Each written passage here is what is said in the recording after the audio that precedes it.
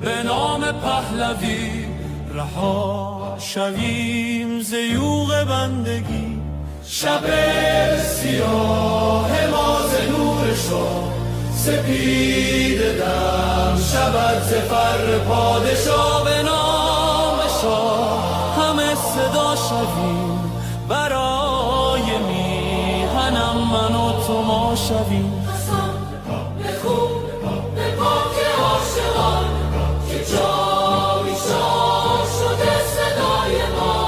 در این گذار رنج و درد و آه بخوان وطن به نام پادشاه، که با صدای شاه و نام تو جهان بلرزد از قیام تو. به نام شاه به نام پهلوی وطن شود دوباره می نوی، شب سیاه ما ز نور شاه سپید دم شود ز فر پادشاه. به نام شاه همه صدا شویم، برای میهنم من و تو ما شویم.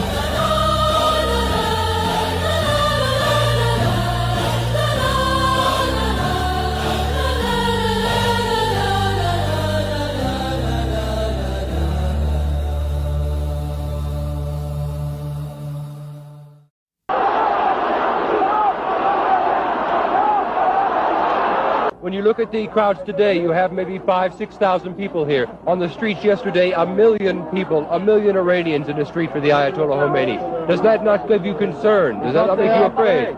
Because they are afraid, yeah, that's right. And most of the people don't say anything because they are afraid. And they are in silence, you know, they don't say anything. Is this the silent majority of Iran out here now? Yes, that's right. Do you want the Shah to return? Yes, Shah, return to the country. What about you, Shah?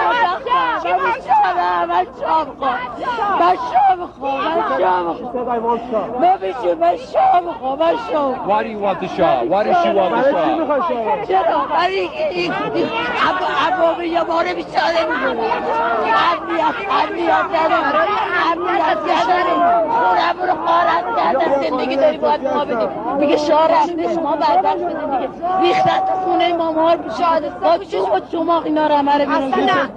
ما شاه میخوایم ما بیچاره این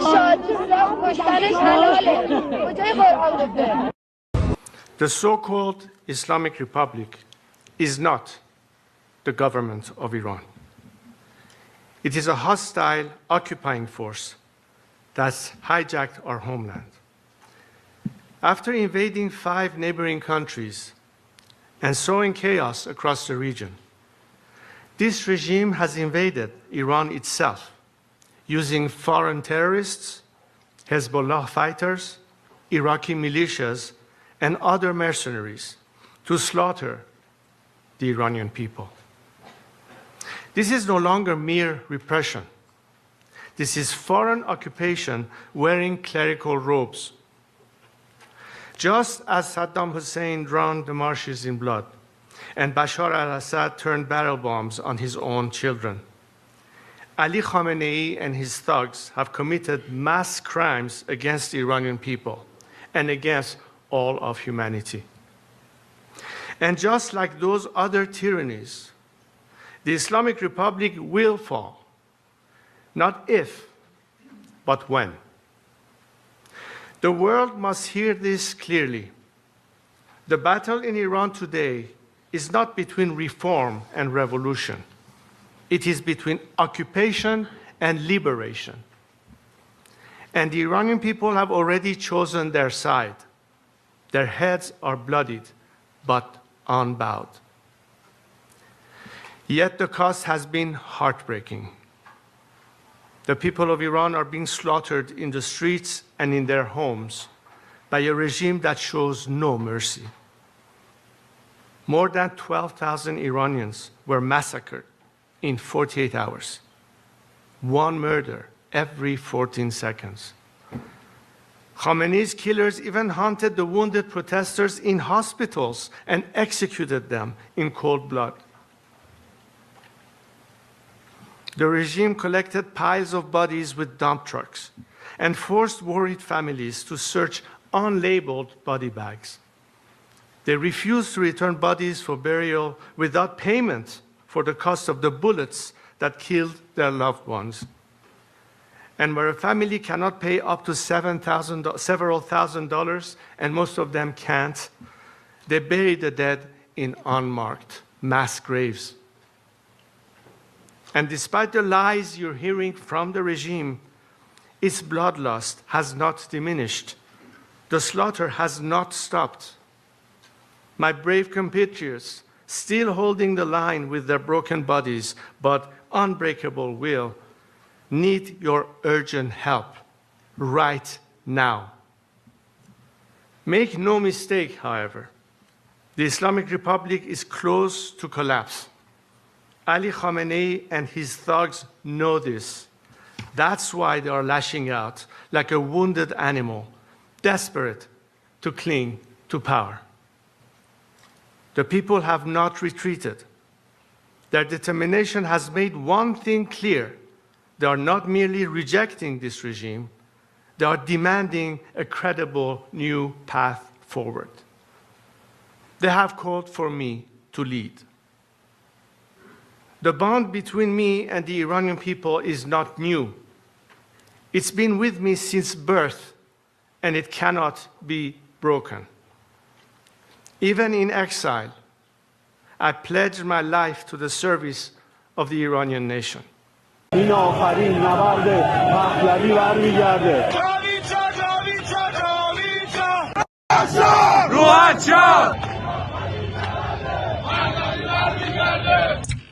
ایرانیان آزادیخواه، فرزندان دلیر سرزمین پارس، با جدیت و عزم راسخ از شما می‌خواهم که قدرت جمعیتان را به نیروهای سرکوبگر نهاد جمهوری اسلامی و تمام دنیا نشان دهید.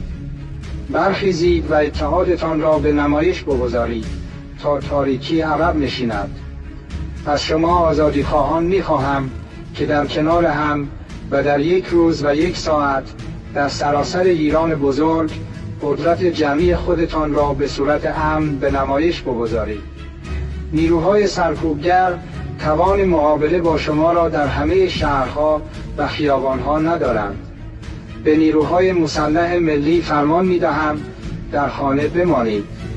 در آن روز بزرگ که مردم قدرتشان را آشکار می‌کنند، از مقابله با برادران و خواهران ایرانی خودداری کنید. به یاد آورید که شما نگهبانان ملت هستید، نه ابزار سرکوب. کشورهای خارجی تنها برای پیشبرد اهداف خود عمل می‌کنند و نبایستی مسئولیت تغییر و جایگزینی حکومت را بر گردن بگیرند. این حرکت نهایی بر دوش شما مردم آزادیخواه خواهد بود. پیروزی نور بر تاریکی قطعی است. به نام ایران و به حکم رسالت تاریخی از شما می‌خواهم که به یاری ایران بیایید. افتخار شما در نگهبانی از تمامیت ارضی ایران و جان و مال ملت ایران است. برخیزید. آزادی شما در همبستگی و شجاعت شماست. این آخرین نبرد پهلوی برمیگرده. این آخرین نبرد پهلوی برمیگرده. این آخرین نبرد پهلوی برمیگرده. این آخرین نبرد پهلوی برمیگرده. این آخرین نبرد پهلوی برمیگرده. این آخرین نبرد پهلوی برمیگرده.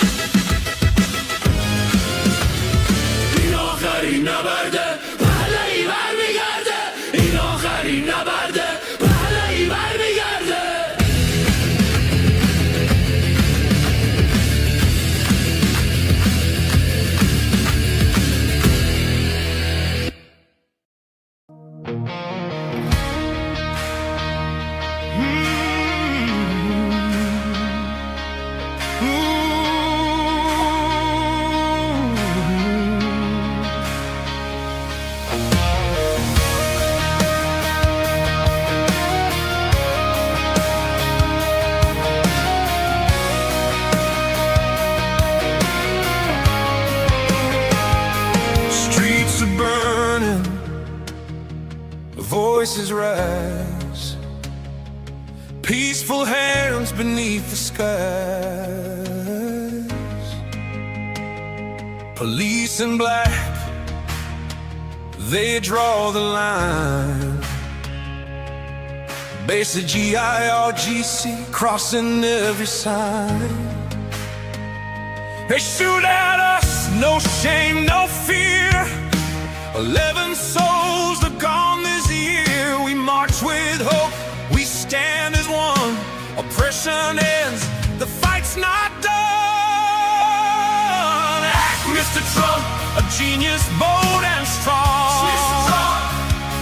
You never surrender, that's where we belong. Act, Mr. Trump, we're calling you tonight. Act, Mr. Trump, be the fire, be the light. Locked and loaded, you said it loud. Hear the cries, hear the crowd. Act, Mr. Trump, don't turn away. Hope is rising, lead the way.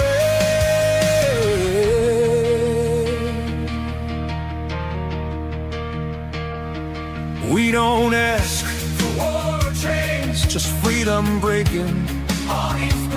They beat us down, they steal our breath. Khamenei regime survives on fear and death. The world is watching, time is now. History waits for your vow. From Tehran streets to every land, we reach for the steady hand. Don't let Democrats rewrite you out. Don't let them say track for which chickens out. Act, Mr. Trump, a genius, bold and strong. You never surrender, that's where we belong. Act, Mr. Trump, we're calling you tonight. Act, Mr. Trump, be the fire, be the light. Lock the loader, you said it loud. Hear the cries, hear the crowd. Act, Mr. Trump, lead us to God bless the USA. We believe in you. We got Crown Prince, hear his name. Reza Pahlavi, our hope and flame. He is hope, democracy's door. Stability in Middle East, we're longing for. The people shout from young to old.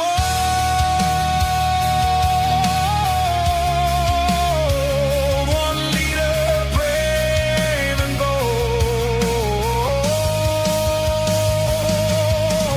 Friendship, peace, a future free. That's the iron we want to see. Breathe life for PB, let him stand. USA's where you're hand in hand. Straight degrees and clear and true. A safer world starts here with you. Iranian, say it loud and proud. We love you, Trump, above the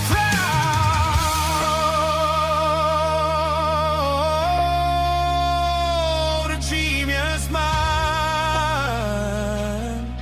a patriot strong, a doer, fighter, where we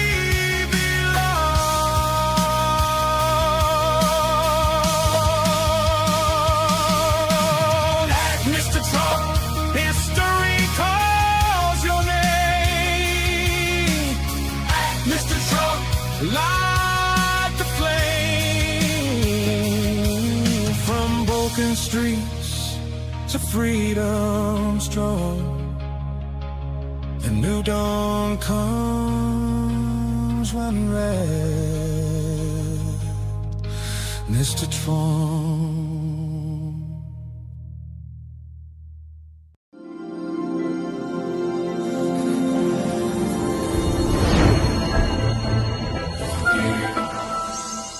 ملت بزرگ ایران، این صدای آزادی است. جمهوری اسلامی سقوط کرد.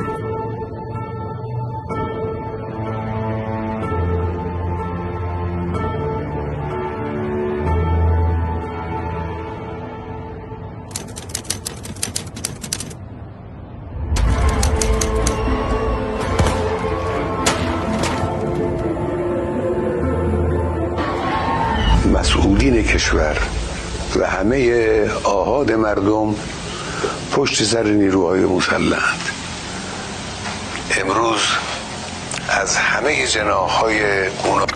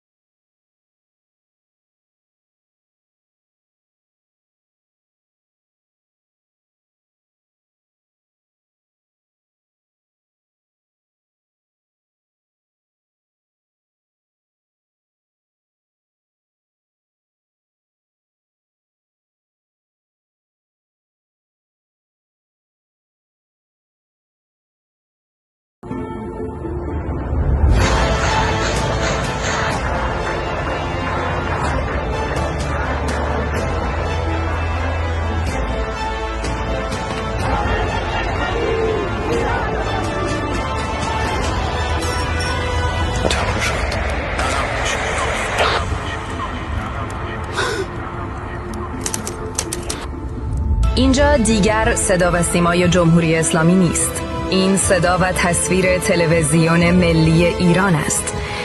ملت بزرگ ایران، این صدای آزادی است. جمهوری اسلامی سقوط کرد.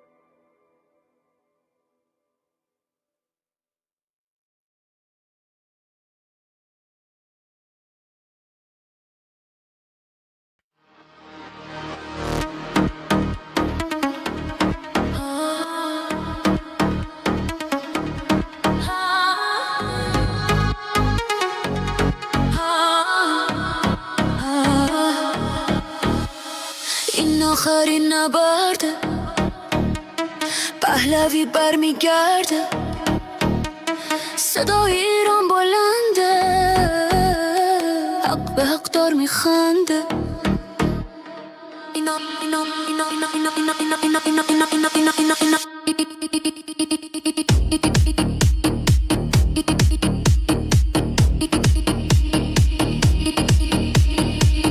تو خیابون رکبار و شلیکه آینده اینجا نیها تاریکه فقط برای حقمون خواستیم داد بزنیم نمیذاریم این که شروع به فنا بدیم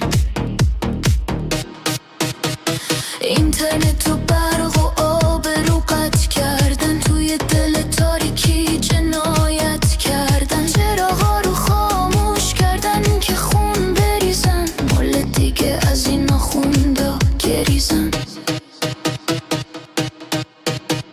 ایران بی پادشاه بی قانونه دنیای ما از این درد و غرق خونه تا پادشاه برگرده این کشور بیماره ایران بی پهلی همیشه گرفتاره خامنه‌ای گم شو از این خاک ما حکومت اسلامی برو از پاک ما حکومتی که بیگانه و بدذاته توی خاک ما نیست وقت مجازات تا شاه پهلوی برگرده به ایران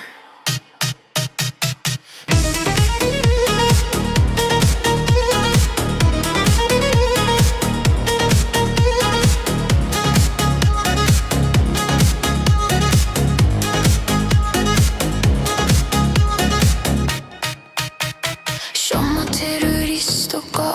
رو دست دید گلوی ملت رو با بیراه می جوزید با خون ما این کشور رو دست دیدید از خشم این ملت مگه نترسیدید ما یه زندگی ساده و آزاد میخوایم صبح بدون ترس و فریاد میخوایم دوباره بیگان و مستی و لبخند بدون سانسور و زور و این بند خورشید و شیر دوباره تابان میشه پرچم واقعی توی جهان میشه ایران دوباره پارس و پر روره تا این شب تار نزدیک نوره مردم ایران ادامه بدین راه رو برای شاه باز کنین این ویروس رژیم رو پاک کنین جا بدین به عصر طلای ایران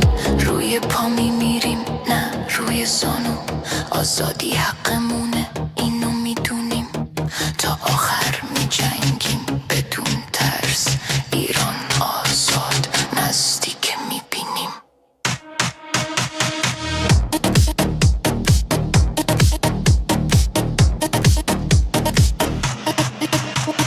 این آخرین نبرده پهلوی برمیگرده صدای ایران بلنده پهلوی برمیگرده با بازگشت شاه ایران بهش میشه تقدیر ما از نو نوشته میشه عدالت و افتخار زنده میشه دشمن ایران شرمنده میشه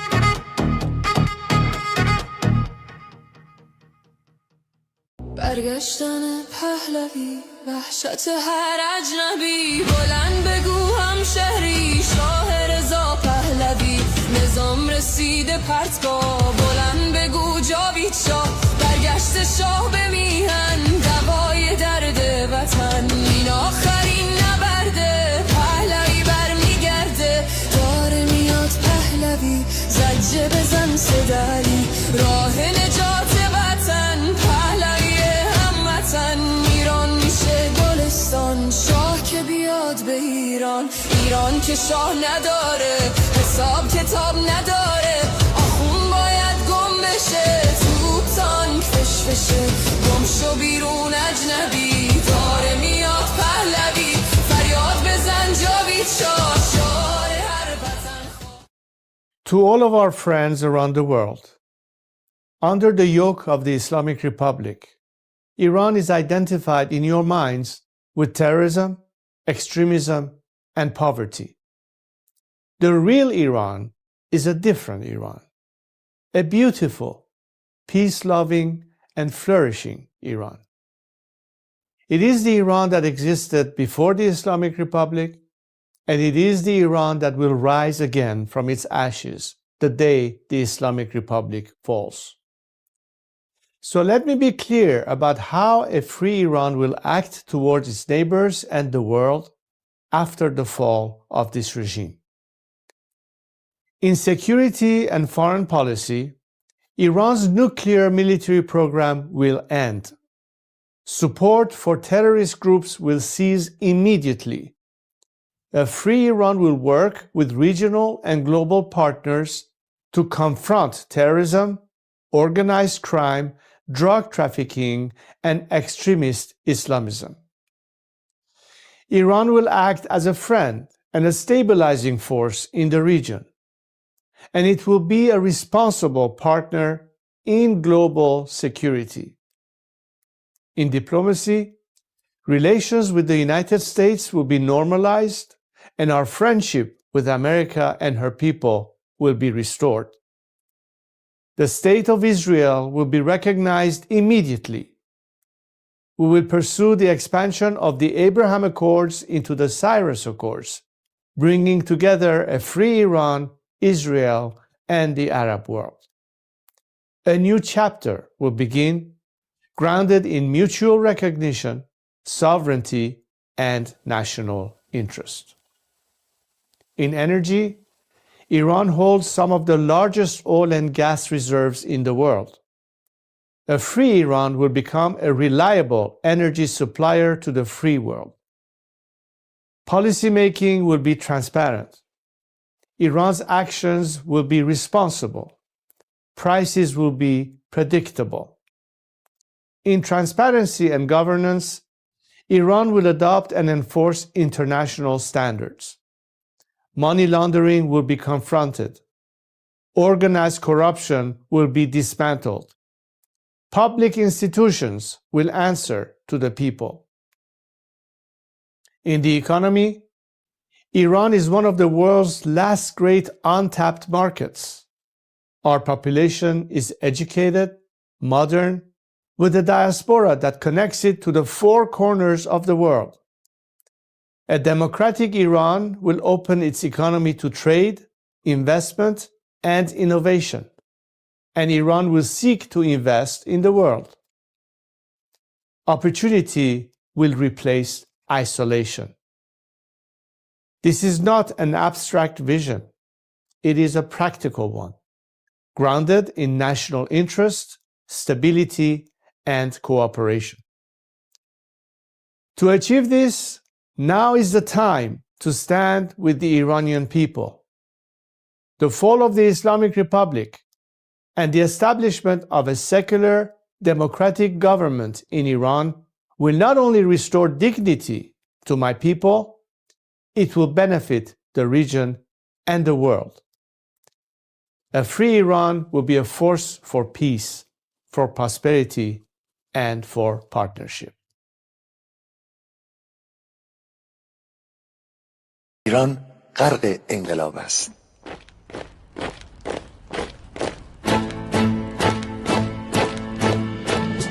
کشور ما، تاریخ ما، نفسی دگر فرا گرفته، گویی اهورا مستا دوباره در نور خود مرا گرفته. هشتون سرودی سر میدهم باز فارغ از رنج و تشویش. ایران غرق انقلاب است، به پیش به پیش به پیش. ایران غرق انقلاب است، به پیش به پیش به پیش. هن ای پدر، هن ای پسر، برخیز و باماش و همگام، درد آن تجربه تلخ ما را نکشیده در خواب. بگذار هر دم بغرند گرگ‌ها دم لباس میش. ایران غرق انقلاب است، به پیش به پیش به پیش.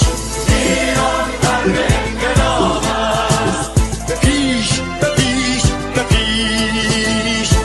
ای کارگر، ای برزگر، راحت کنون ادامه دارد در این زمان که پرتو یزدان از هر سو بر تو میبارد. پس پیش به سوی آزادی از بحر خزر تا کیش. ایران غرق انقلاب است، به پیش به پیش به پیش.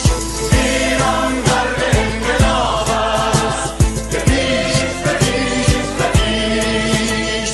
خلقا به پا بهر دفاع از استقلال و آزادی، تا بشکنیم پشت ارتجاع تیریزی ویران آبادی. تا زنده سازیم سنت‌های می از هر آیین و کیش. ایران غرق انقلاب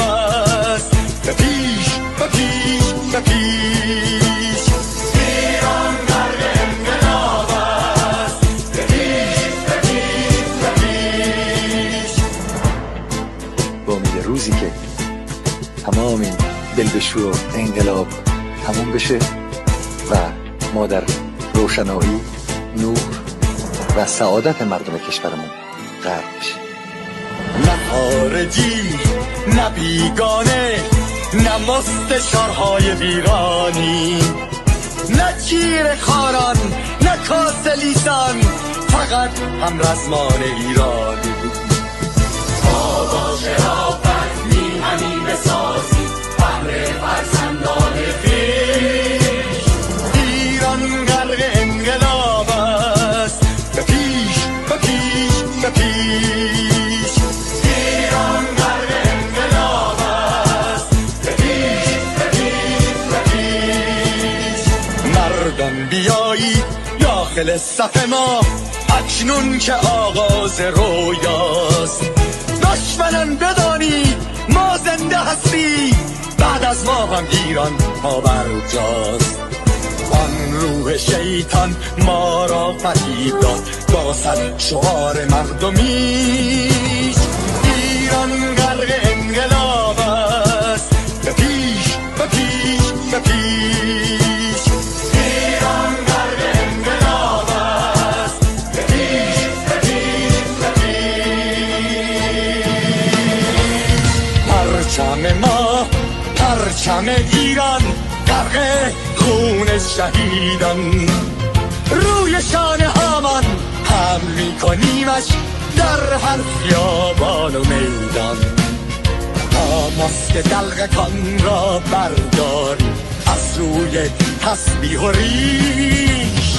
ایران غرق انقلاب است، به پیش به پیش به پیش. ایران غرق انقلاب است، به پیش به پیش به پیش.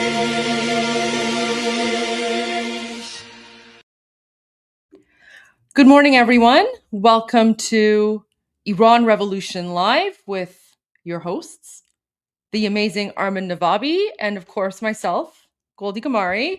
All right, let me take off my hat here. So we actually have a whole bunch of things lined up for you, but we just saw that Tusi's going live in less than 2 minutes. So we're going to go straight to Tusi TV, of course. Tusi, he's our third musketeer. He's our third musketeer.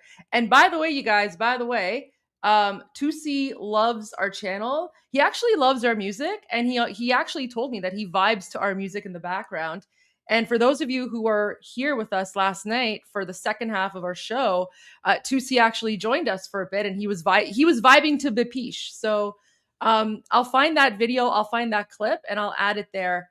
I'll add it there as well. But yeah, so I mean, we do have a whole bunch of things lined up. I just saw the anime. There's also the the interview, 16-minute. Sorry, I'm losing my voice. Oh my gosh. It's day 25, I think, of Iran Revolution Live. I think I'm finally losing my voice after like speaking. But just wanted to say good morning, Patriots. Good morning to all of you. Every single Patriot from around the world. Thank you for joining us. And it's so great to have you here with us. We do have a lot of things lined up, you know, positive, negative. But, you know, we're going to share it all with you. We're going to share it all. Armin, how are you doing? You're on mute. Yeah, I got some rest, so I have more energy now. I did an interview with I-24. So how did that go? Can we see your interview? It was only 3 minutes. I'm waiting for the link, but it wasn't that. It wasn't. It was only 3 minutes, so it's the same thing we have been saying before. But I can send it to you later. I did an interview with I-24, I think earlier this week or maybe last week. It's all a blur now. All the days are a blur. But I actually did an interview with I-24 as well, and yeah, I haven't played that one yet. But I will, guys. I will make a playlist. I will make a playlist later today. I'm not used to getting all my points across in 3 minutes, so I need to practice that. You need to teach me. Yeah, 3 minutes is like pretty low. So to the viewers, I don't drink pop. I drink carbonated water. So it's basically just fizzy water with no sugar. It's bubbly. I actually don't like pop whatsoever, but I like fizzy water. So yeah, that's helpful. Yeah, you got to condense. You got to get like your. Oh, it's starting. All right, guys, go tune in to CCTV.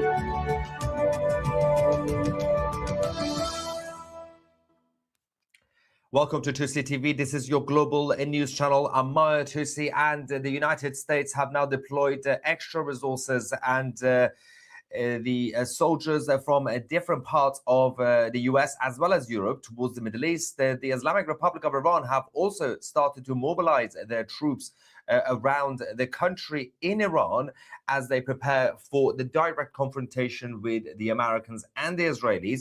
And we're going to show you guys the latest videos that we have now received from Iran. There's a lot happening when it comes to this revolution against Ali Khamenei's Islamist regime. Just a quick heads up, a few minutes before we came live, unfortunately, I received some sad news from Iran. I've received a phone call.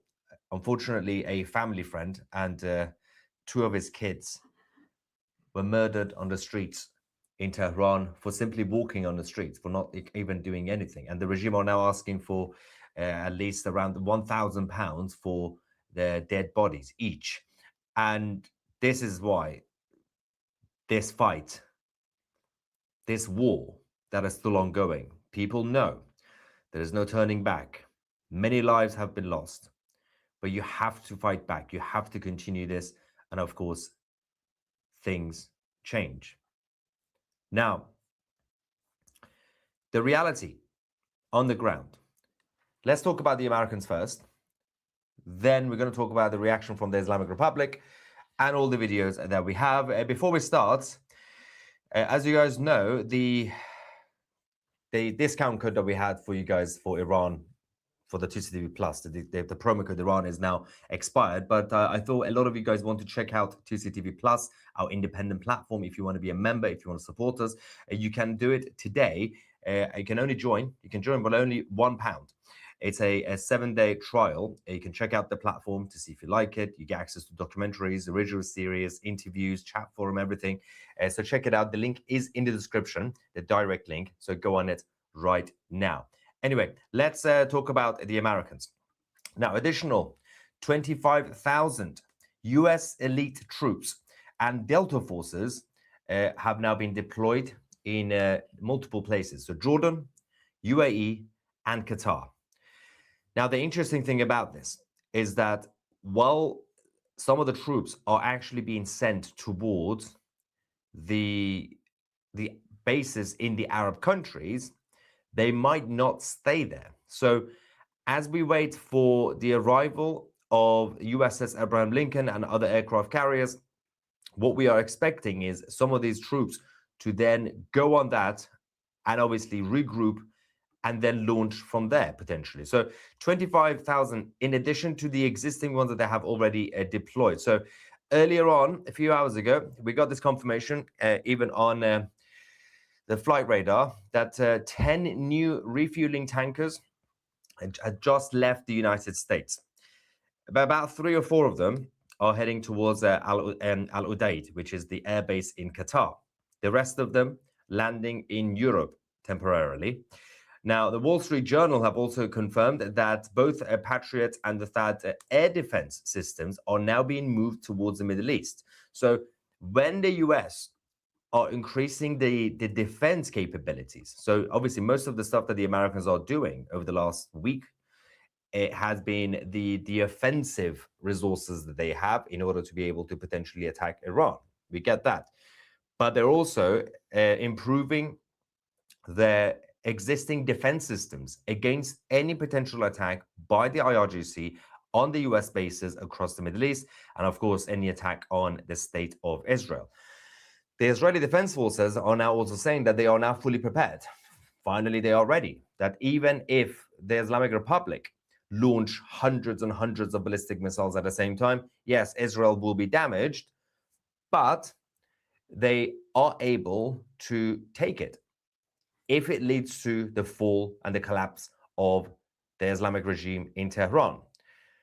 But the Iranian regime are not staying quiet either. They're also very busy. Ali Khamenei has now ordered all military commanders to return to duty within the next 48 hours. Now it's Wednesday today, 21st of January. And the next couple of days is going to be quite interesting because as what we've been hearing over the last few weeks, some of the military commanders have gone AWOL. We don't know where they are. The regime don't know where they are. They're probably in hiding or whatever they're doing. They don't want to report back to duty. But now the IRGC's intelligence unit, they have to go and basically hunt them down. Say, you got to come back to work. You got to get back because there is a war coming.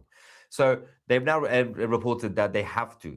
Nobody has any choice. You're going to have to go back to work. Otherwise, you're going to get executed, as we also reported yesterday, that they have started to execute some of their own people internally because there's a massive crack at the top of the regime. Now, in terms of the latest numbers on the US forces, apart from the 25,000 extra troops, there's obviously a significant increase, as you can see, when it comes to the US Air Force refueling tankers movements. So you got the 13 KC-135Rs that are already in Qatar in the at the Al Udeid Air Base. You got the 10 other ones that are on the way that we reported last night. They should be there, I think, or getting close. And 15 C-17 cargo flights as well going to the Middle East. These are the Globemaster cargo flights. They have been pretty active over the last week or so. And more is to come. Of course, there will be more statements from the Department of War and Pete Hegseth, the Secretary of War. Having said that, one of the things to mention is what is going on the ground in Iran. Now, more videos are coming now. Again, because of the internet issues, the videos are delayed from yesterday, from a couple of days ago, from a few days ago. Received earlier this morning is haunting. Late last night, actually, we received this from before in Iran. What I'm about to show you is horrifying. It's a war zone that is technically a one-sided war zone because one side is fully equipped and armed. Watch this.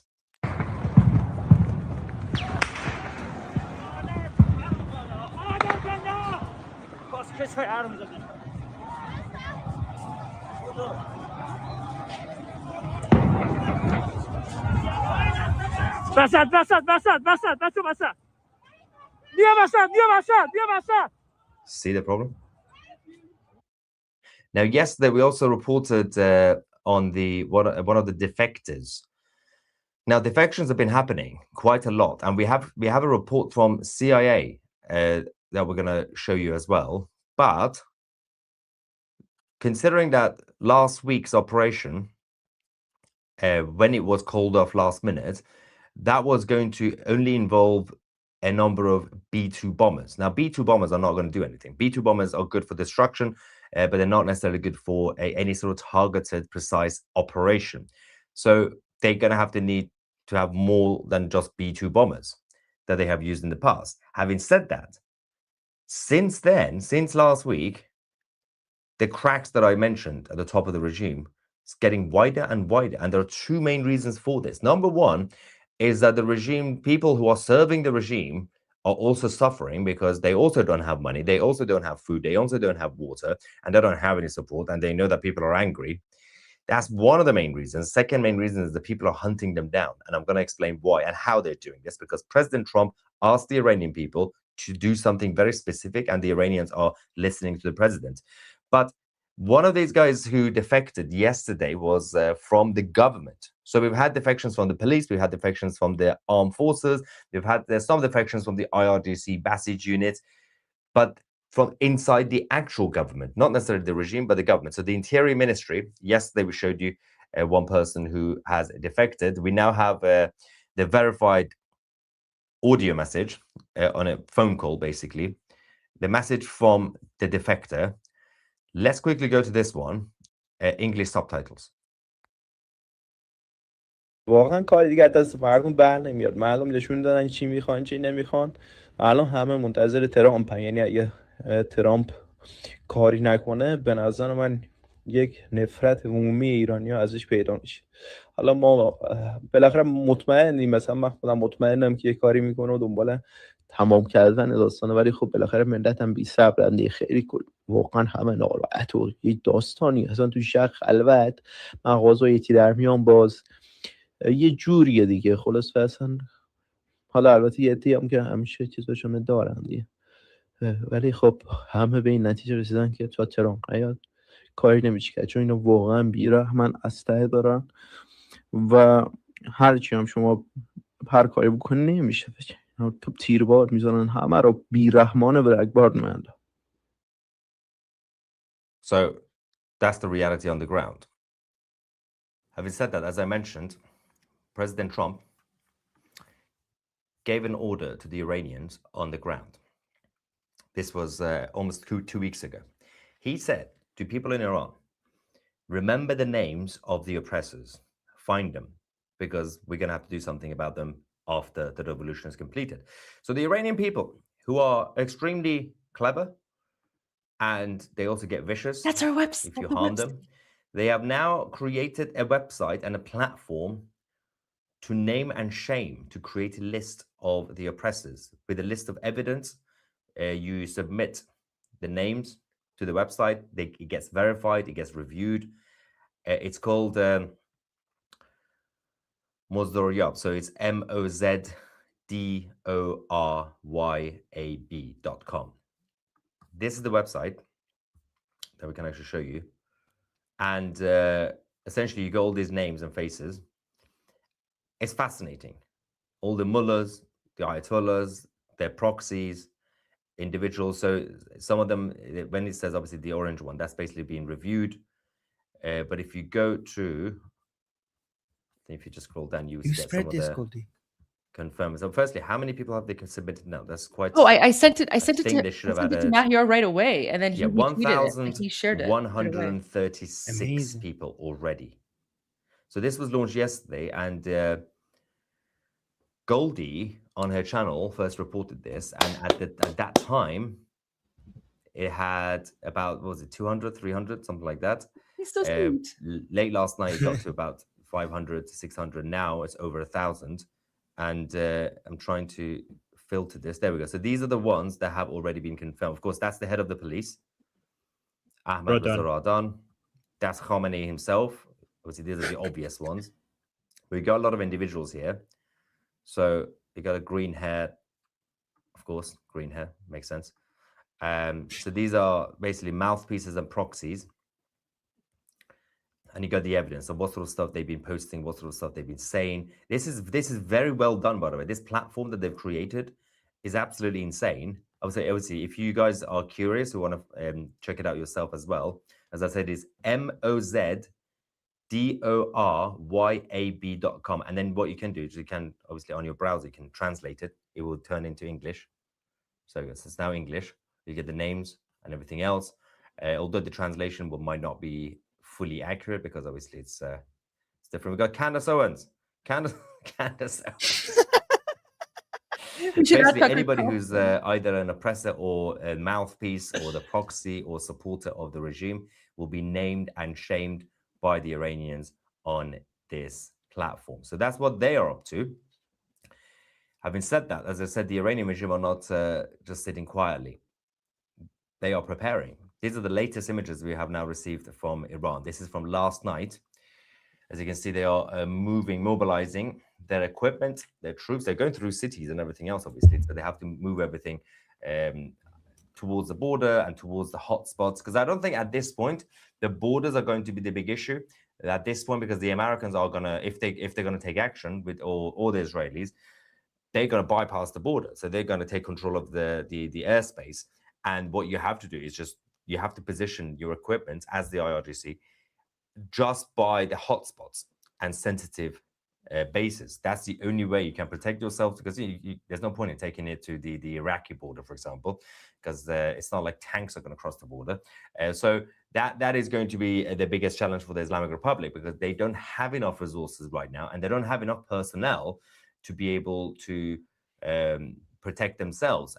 They don't even have enough people on the streets. That's why they had to bring in a few thousand people from Iraq, Afghanistan, and Pakistan to do this. So it's going to be a challenging couple of days for the Islamic leadership of Iran. But President Trump also did an interview, I think it was with Newsmax, saying that I have left notification if anything happens to me, because of course the Islamic Republic have now ordered the assassination of President Trump. He said the whole country is going to get blown up, obviously. The president and see what he had to say. I know that you can't talk about what's on the table, but what is your response to Iran's leadership and the regime continuing to taunt you, threaten you, especially given over the weekend you said it's time for new leadership in Iran? Well, they shouldn't be doing it, but I've left notification. Anything ever happens, we're going to blow the whole country is going to get blown up. So we've, originally Biden should have said something, when they made a statement, we always said, why isn't Biden saying anything? Because he didn't. But a president has to defend a president. Like if I were here and they were making that threat to somebody, not even a president, but somebody like they did with me, I would absolutely hit them so hard. But I have very firm instructions. Anything happens, they're going to wipe them off the face of this earth. Yeah, you F around, you will find out. So, yeah, I mean, this is the yet another example of President Trump's Roman mentality. So I've said this many times, the Roman Empire had one very simple policy, which again, if you do it in the 21st century, it's a little bit OTT. But Roman Empire said, if you even touch or try to harm one random Roman citizen all the way across the world, we will come with the whole army and destroy you. And it's a shame that we don't have, relatively to a point, that mentality when it comes to the European leadership. So the Islamic Republic, over the last few years, have kidnapped citizens from the United Kingdom, citizens from France and many other countries, and the leadership of the European governments didn't do anything about it. In fact, sometimes they basically paid the ransom money. Sometimes they negotiated with the Iranian regime and say, oh, would you please release our citizens? And that's not really how you do things, because you just encourage bad behavior, and they continue to do that. The Iranian regime had a policy, still has a policy, of always having a quota, a certain number of foreign nationals in prison. That's just for leverage. So, for example, if they release one, because they call everybody a spy. Now, some of them might be spies, but not all of them. They say, for example, if you have a quota of 5, if they have to release one eventually, then they're going to have to go find a new one to hit the quota. And they stopped doing it with the Americans because it's probably not safe to F around with America. But they're still doing it with a lot of European countries, Australian citizens, many others who were kidnapped by the regime. Now, as I said, the IRGC are not just mobilizing their troops, as I showed you the video, the images, but they have also just done a massive test.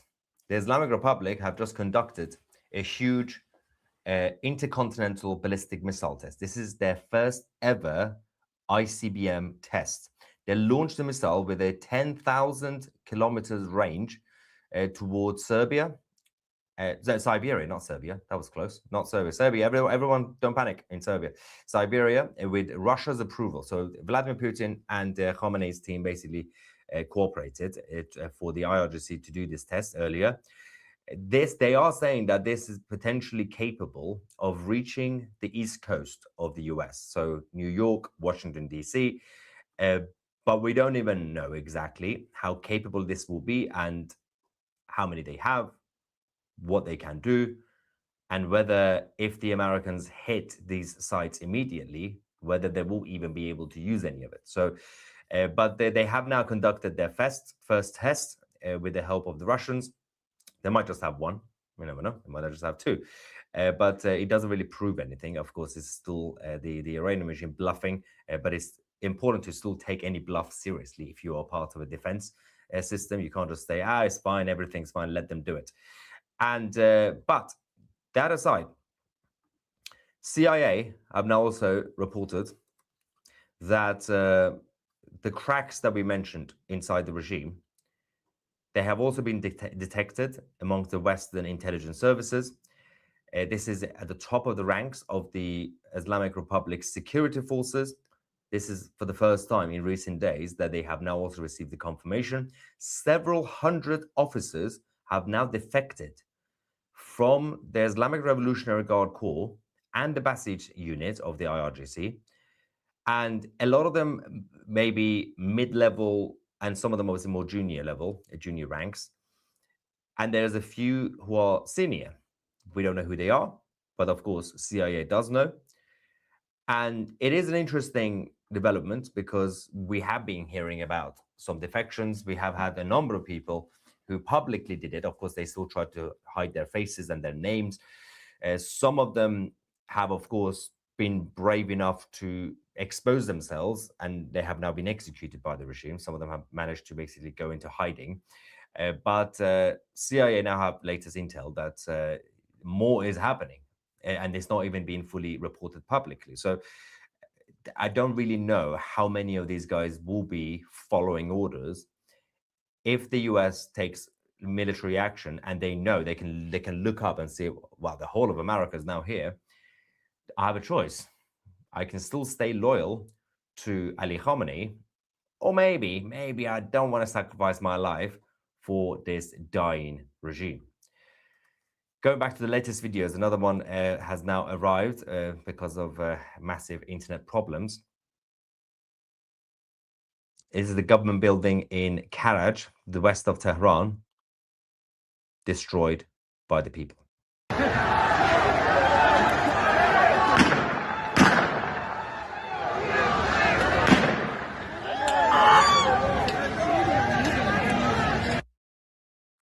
Insane scenes from the country. Now, the Israelis in Tel Aviv have now put up a new poster, a message to the president. Let's have a look. Yeah, Mr. President, finish the job.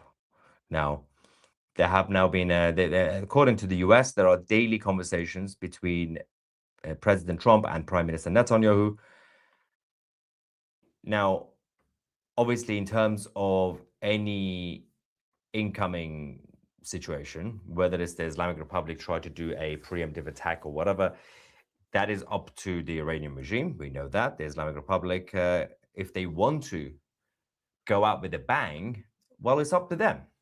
That will be interesting. But it's probably not worth it. And I'm directly talking to those who have to follow the orders. And that includes senior leaders of the IRGC, because the actual Islamic Revolutionary Guard Corps that runs the country. So it's not the government, it's not the army, it's the Islamic Revolutionary Guard Corps. It's basically a combination of paramilitary, official military, governance, constitution, the state. Everything is the IRGC.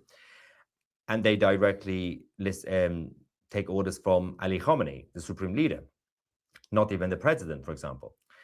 Now, if these guys realize what is about to come, will they create a situation where before anything even happens, potentially any military action, that the top of the regime, the inner circle of the Ali Khamenei, would see that and decide, okay, maybe we should make a deal, exit plan or something like this. Now, my own instinct, again, I don't do predictions because you don't know exactly what's going to happen. My own instinct would say, based on President Trump's behavior, usually speaking, again, even though he's not predictable, is that we could have a scenario over the next few days where the whole of the US military is basically there, just outside the gate of Iran. And then President Trump will send Steve Witkoff to send a message to the leadership in Tehran. We are right outside your gate. Would you like to make a deal? This is your final chance to surrender, to have an exit plan. Would you like to give up power? And because we can't really have a surprise attack anymore, there's nothing surprising about the US military slowly building up and mobilizing for like 2 weeks, for like a week or so. You can't really surprise anybody. Everyone can see what's going on right now. But at the same time, what they can do is that they have to basically give a heads up. We're about to do something. So I do see a scenario where the US, just before they take any potential action, they would say, yeah, we're about to come. Do you have anything to say, Khamenei?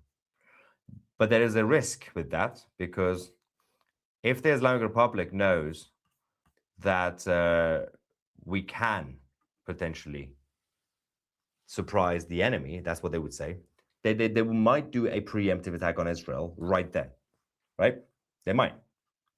But the Israelis are saying, it's fine, we can take it. Ivan says, looks like an invasion force. But that's the other thing. We don't know the strategy, but with the numbers they're deploying to the Middle East, it's not just going to be a few airstrikes. Again, just because they're deploying something doesn't mean they will be using everything, but you don't know. PC says, I'm so sorry for your loss. As we Jews say, may their memories be a blessing. Thank you. By the way, this sign, they also use the same during the 12-day war in June 2025. So they were like, well, let's just bring the same thing. Let's just use the same thing, send a message. Because I think there's an appetite right now across the Middle East. That includes the Arab countries, quietly, especially Saudi Arabia, that they see that it's in their interest, because they know that the regional instability is still going to affect the oil prices and everything else in general. It is now in the interest of Saudi Arabia to see the regime falls, but they don't want to take any responsibility. So they will publicly have to condemn anything that happens, but obviously they will be quietly celebrating behind closed doors, especially MBS. Oh, sorry, I just missed the... Oh yeah, saw that. Get 2C TV Plus. I have it and highly recommend it. 2C's hair looks great in all the videos I've seen so far. Brilliant. I love that. Yes, you can join 2C TV Plus for only £1, or I think that will be like $1.50, something. And we encourage everyone to go and support 2C. Make sure that you subscribe to his channel. It's 2C TV on YouTube, and of course, subscribe as well, because he's fantastic and he's been doing great. He's been doing great with the news, guys. We work really well together, all of us. 2C, he's like the news, and then Armin and I, we're just like kind of the longer, like the political commentary, longer explanations and stuff. So yeah, and Armin's channel, of course, 100% Atheist Republic. So yeah, no, we're very grateful for 2C and everything that he does, because he kind of takes the stuff that we talk about, or we will talk about, and he puts it, speaks about it very quickly in like a news format, and then of course we go over it more in detail. So we will go over the website, guys. That website, it has, oh my gosh, Armin, I think there's like over, like when we showed it yesterday, there was like maybe 250 people on the list. Now it's almost like 1,200 people. So, ooh. Goldie, when you were saying to people taktekishon, I was wondering like how Goldie, like how could Goldie be going after taktekishon? And now I see how you have effectively put taktekishon into practice. So you have delivered on your promise, because this website is not going viral because of you, right? So these people are going to see justice because of you promoting this website. Yeah, well, I mean, I didn't make the website. Potito did. Potito, and because Potito said they're a whole group, right? So this website is being run by a group, and guys, we'll go over it. We'll answer all of your questions. It's actually a very democratic website as well, because just because someone puts up like a name of a person, that doesn't automatically mean they're on the list, because they have to provide like supporting documentation. They have to provide evidence. And then there's also a voting system in place. So guys, like even our Nazi hunting list is democratic, and it's based on the opinions and commentary of people. Armin, the Shah, he actually had a fantastic interview yesterday with Newsmax that I want to play. But before that, someone told me about this anime. It's a new one. I think it like just came out an hour ago, maybe. And apparently it features the Shah.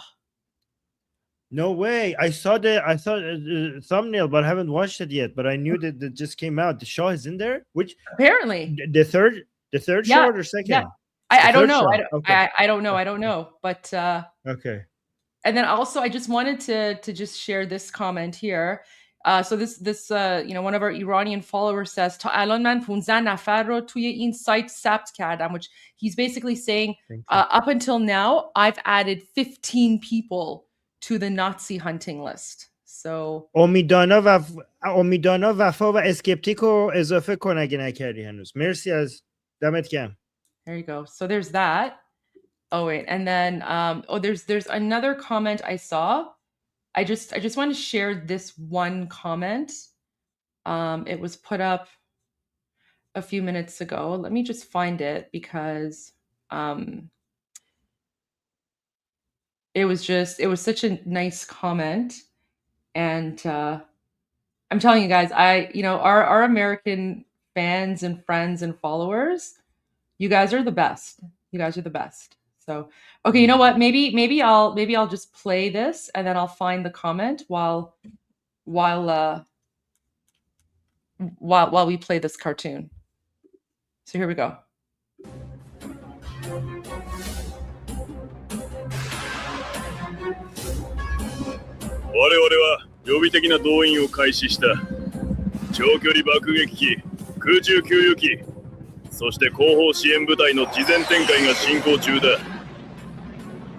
USS エイブラハム・リンカーン空母打撃群は南シナ海から中東へ移動しており、セントゴムの抑止力を強化し、即応的な打撃能力を提供する。一方、イラン側では革命防衛隊が最高度の防衛体制に入り、カバーするままするんのような長距離防空システムを含む仮想防空網およびヒズボラ、フーシ派などのシーア派武装組織を含む地域全体の勢力により、彼らは米軍の航空作戦に対抗する構え。中国とロシアは我々の次の行動を注視している。それは何だ？それは上の判断だ。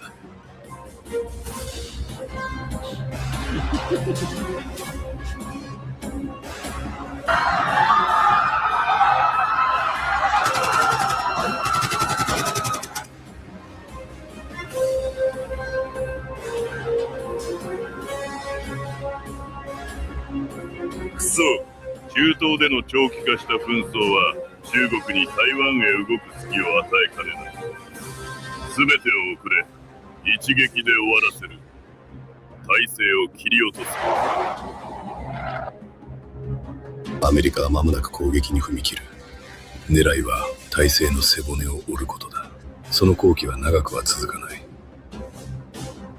他の勢力はどうだ？あの規模の反応に我々は備えがあるのか？モスクワは語り、北京は見守る。どちらもテヘランのために血を流すことはない。重要なのは革命防衛隊がつまずいた後、何が空白を埋めるかだ。君たちのアイアンドームが持ちこたえる限り、私は移行期を引き継ぐ準備ができている。忘れるな、プリンスレザー。無名の淵から君を引き上げたのは我々だ。アイアンドームはこれらの野蛮人に対し、イスラエルの防衛線を守り抜いてきた。そしてこれからもそうする。それは破られない。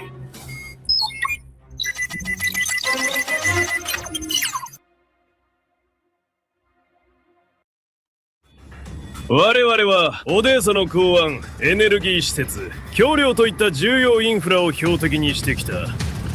都市の鉄壁の防衛線から遠く離れた位置で地上部隊が戦線を維持する一方、これらの攻撃はウクライナの経済を消耗させ続けている。支援は立つ。オデーサに残るものを削ぎ落とし、最後にキーウは交渉の席に膝をつく。精神を折れ。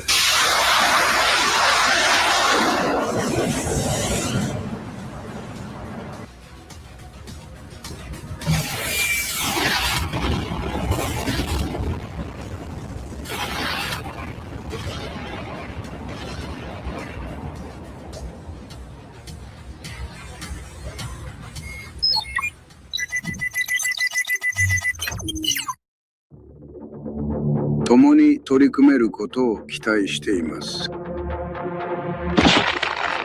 that was Mark Carney! 連日、我々は協調の瞬間を刻む。それは両国が共に前へ進む覚悟を世界に示す合図だ。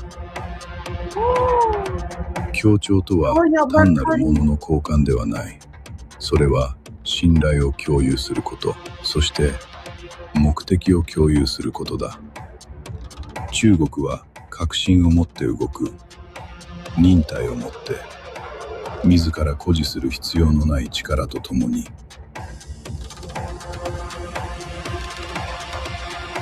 この現実を理解する者にとって、進歩とは実にたやすい。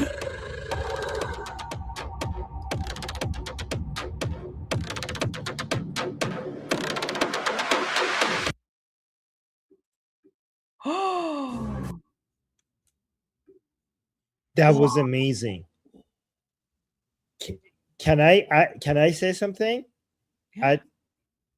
Guys, remember we talked about the new world order that is coming, that we're walking into a Cold War with Russia and China on one side and United States on another, and how Iran is going to be the key to come to the side of America before we enter that Cold War. This animation was basically showing all that. And by the way, Europe and Canada are moving closer to China away from United States. So it's demonstrating that as well. So like we haven't really spoken about this because this is more focused on Iran. But guys, yesterday, Mark Carney at Davos, like Mark Carney basically called out the United States. He said that United States no longer runs, you know, I don't know, he said some like garbage nonsense. Mark Carney's the, you know, clown Prime Minister of Canada. I'm actually embarrassed to be Canadian, by the way. Like based off of what Mark Carney has been doing the last few days, I'm literally embarrassed to be Canadian. I don't know. I might have to like see if there's a way to like exchange my passport citizenship for United States, because Mark Carney, well, Armin, a few days ago, Mark Carney was like in Qatar, and he's like, oh, we're proud to work with Qatar because Qatar is a force for peace. And I'm like, what? Qatar? What? Yeah, he said that. Mark Carney said Qatar is a force for peace. And then yesterday in Davos, Mark Carney attacked the United States. And then he said that, you know, we're gonna build our relationship with China. And I'm like, are you kidding me? Like, what is happening right now? China is literally like funding and giving like supplies to the Islamic regime that's like murdering Iranians. Exactly. And this is why Iran is so important, because as we're moving to this phase, as Canada and Europe are moving closer to China and away from United States, Iran is moving closer to United States. So Iran is going to become a great nation that is eager to move closer to United States. That's why Iran is such an important piece of this puzzle in this new global order.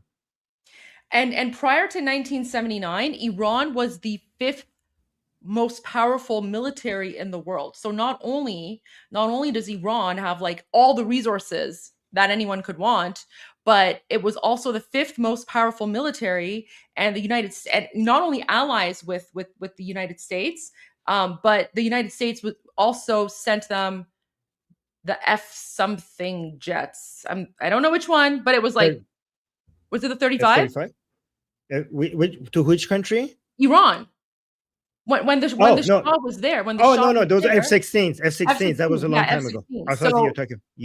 Sorry, no, F-14. I think it was F-14. It was F-14. So, you know, at a time, 14 or 16. We'll have to double check, but it was one of them. F-14. So F-14 Tomcat. Yeah. So okay. So literally back in the 1970s, there was only one of the very few countries that the United States was sending its, you know, American military aircraft to use was Iran, because Iran was such a powerful ally of the United States. And so like this is really significant, right? Because Armin is right. When Iran is free, that will be a game changer when it comes to the new world order or whatever, because I cannot believe I cannot believe that Mark Carney is saying Qatar is a force for peace. And then I cannot understand how he yesterday said that, like, you know, President Trump is no longer the leader of the free world, and Mark Carney is now the leader. I'm like, are you kidding me? Because let's put it this way, like if, and I say this as a Canadian, right? If United States and Canada went to war, God forbid, people have already done like the battle analysis, the war analysis. Canada would be conquered in like half a day. So, I mean, it's so ridiculous that Mark Carney is saying this. I cannot believe he's siding with the communists and the Russians and the Qataris over the United States. Like, such a betrayal. But guys, I can tell you that most Canadians, we don't feel that way. Most of us are actually really upset that our political leadership, not only at the federal level, but also in Ontario, like, Doug Ford, which I like to call Fat Trudeau. Fat Trudeau is also like attacking President Trump, and I'm like, really? Like, so that's the angle we're gonna take with literally like our greatest ally. So I'm you know what? As a former Canadian politician, I've never been more embarrassed to be Canadian right now, because the policy decisions that our current political leadership are taking in Canada, I think it's atrocious. And Canadians and Americans, we've always been like this. Like we're pretty much like brothers and sisters, right? Like we're pretty much the same. And I just find it shameful that we have these like globalist liberal politicians who are creating this divide between Americans and Canadians. So it's so messed up. Goldie, let me know if this is correct, because I think Canada doesn't even make sense as a country if it wasn't for United States. Like the Canada being viable as a country as a whole is because of United States. Because United States protects us, right? Like, it's literally like Canada is peaceful and like our borders are safe and everything is literally because the United States is right there, right? So I mean, because listen, I'm proud of our military. I'm proud of our servicemen. That don't get me wrong. This isn't a knock on Canadian armed forces, but I mean, let's be real here. The reality is that if there was going to be a war, right, like it would be over in half a day. I'm just saying. So the fact that like Mark Carney is going out and like attacking President Trump and taking the side of China, which is like a communist dictatorship, it's messed up. But I mean, I'm not surprised. I'm not surprised because Mark Carney back in the summer, right? Like he went out to like some event organized by a group with links to the Muslim Brotherhood, and he's like, Muslim values are Canadian values, right? So, can we watch that again? Because that was epic. You're on mute. I said yes, please. That was amazing. That was epic. I would, yeah. So because also, but you know what I love about this video, Armin. What I really really enjoyed about this video is that when it came to the part about Iran, it seems as if the world has accepted what Iranians want, which is we want King Reza Pahlavi to transition us from an Islamic dictatorship to a democracy, right? Like never in my wildest dreams would I think that I would see like a Japanese anime that recognizes King Reza Pahlavi as the leader of the Iranian national revolution and the transitional leader, right? Like that's huge. Yeah, like, this is what we wanted. This is what and now I feel like the whole world is on our side. Yeah, just 2 or 3 years ago, if like I remember on the Persian side, if like Reuters just mentioned Prince Reza Pahlavi, we would be jumping up and down. I'm like, oh my God, this article, Reuters mentioned Prince Reza Pahlavi. Yes, this is so good. And now he's just everywhere. Like the whole world recognizes him as the representative of the Iranian people. Like, look at the progress we made. And something, given all of the horrific videos that are coming out, and we are going to go through some of those very, very horrific and sad videos as well, guys. We are going to play them, but despite the sadness and despite the emotional toll, seeing stuff like this, it really lifts our mood. It really lifts our spirit because it lets us know that we are on the right track, and all of the innocent Iranians who've given up their lives for freedom, their murder is not in vain because they risked their lives and they lost their lives to make sure that King Reza Pahlavi comes back to Iran and leads us to a secular democracy. And I feel like that's what's happening. Yeah, it's inevitable now. All right, let's watch this again. Oh my gosh. Yeah, let's watch. I cannot believe they called out Mark Carney. I'm so happy. Oh my gosh. Oh, wait. You guys wanted the link. Okay, let me put the link. Let me put the link in the chat. I'll put it in both YouTube live streams. There you go. Okay, so you guys both have the link now. Thank you, Goldie. You're welcome.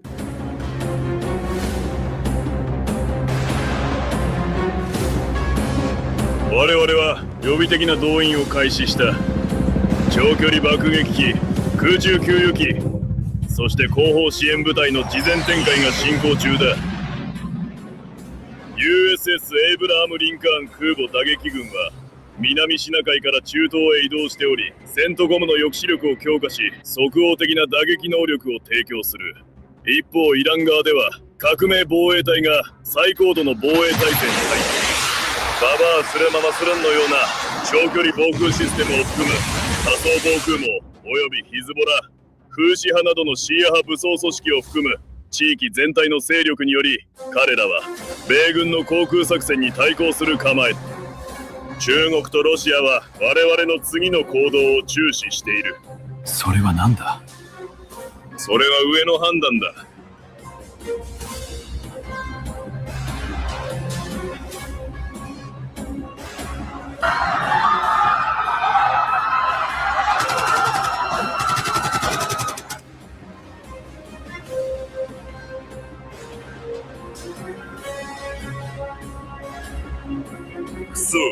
中東での長期化した紛争は中国に台湾へ動く隙を与えかねない。全てを遅れ、一撃で終わらせる。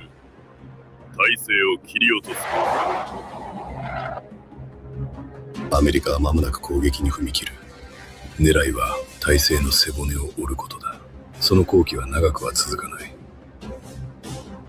他の勢力はどうだ？あの規模の反応に我々は備えがあるのか？モスクワは語り、北京は見守る。どちらもテヘランのために血を流すことはない。重要なのは革命防衛隊がつまずいた後、何が空白を埋めるかだ。君たちのアイアンドームが持ちこたえる限り、私は移行期を引き継ぐ準備ができている。忘れるな、プリンスレザー。無名の淵から君を引き上げたのは我々だ。アイアンドームはこれらの野蛮人に対しイスラエルの防衛線を守り抜いてきた。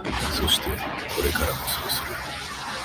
それは破られない。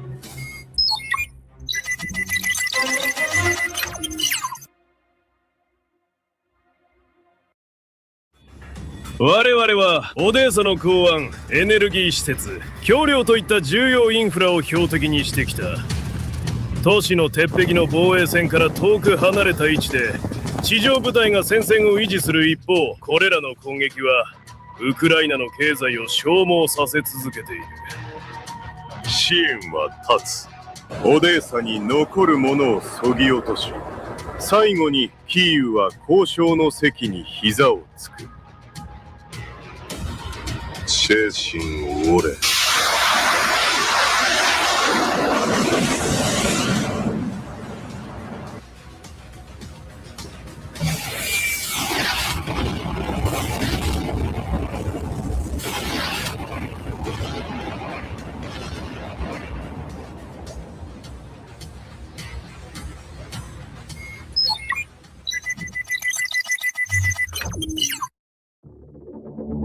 共に取り組めることを期待しています。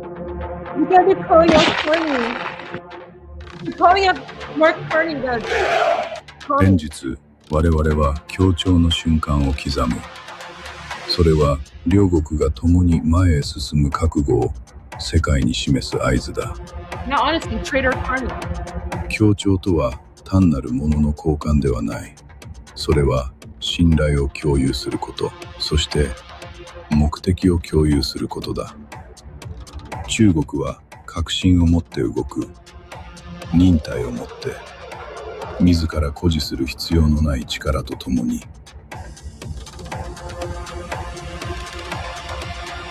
この現実を理解する者にとって進歩とは実にたやすい。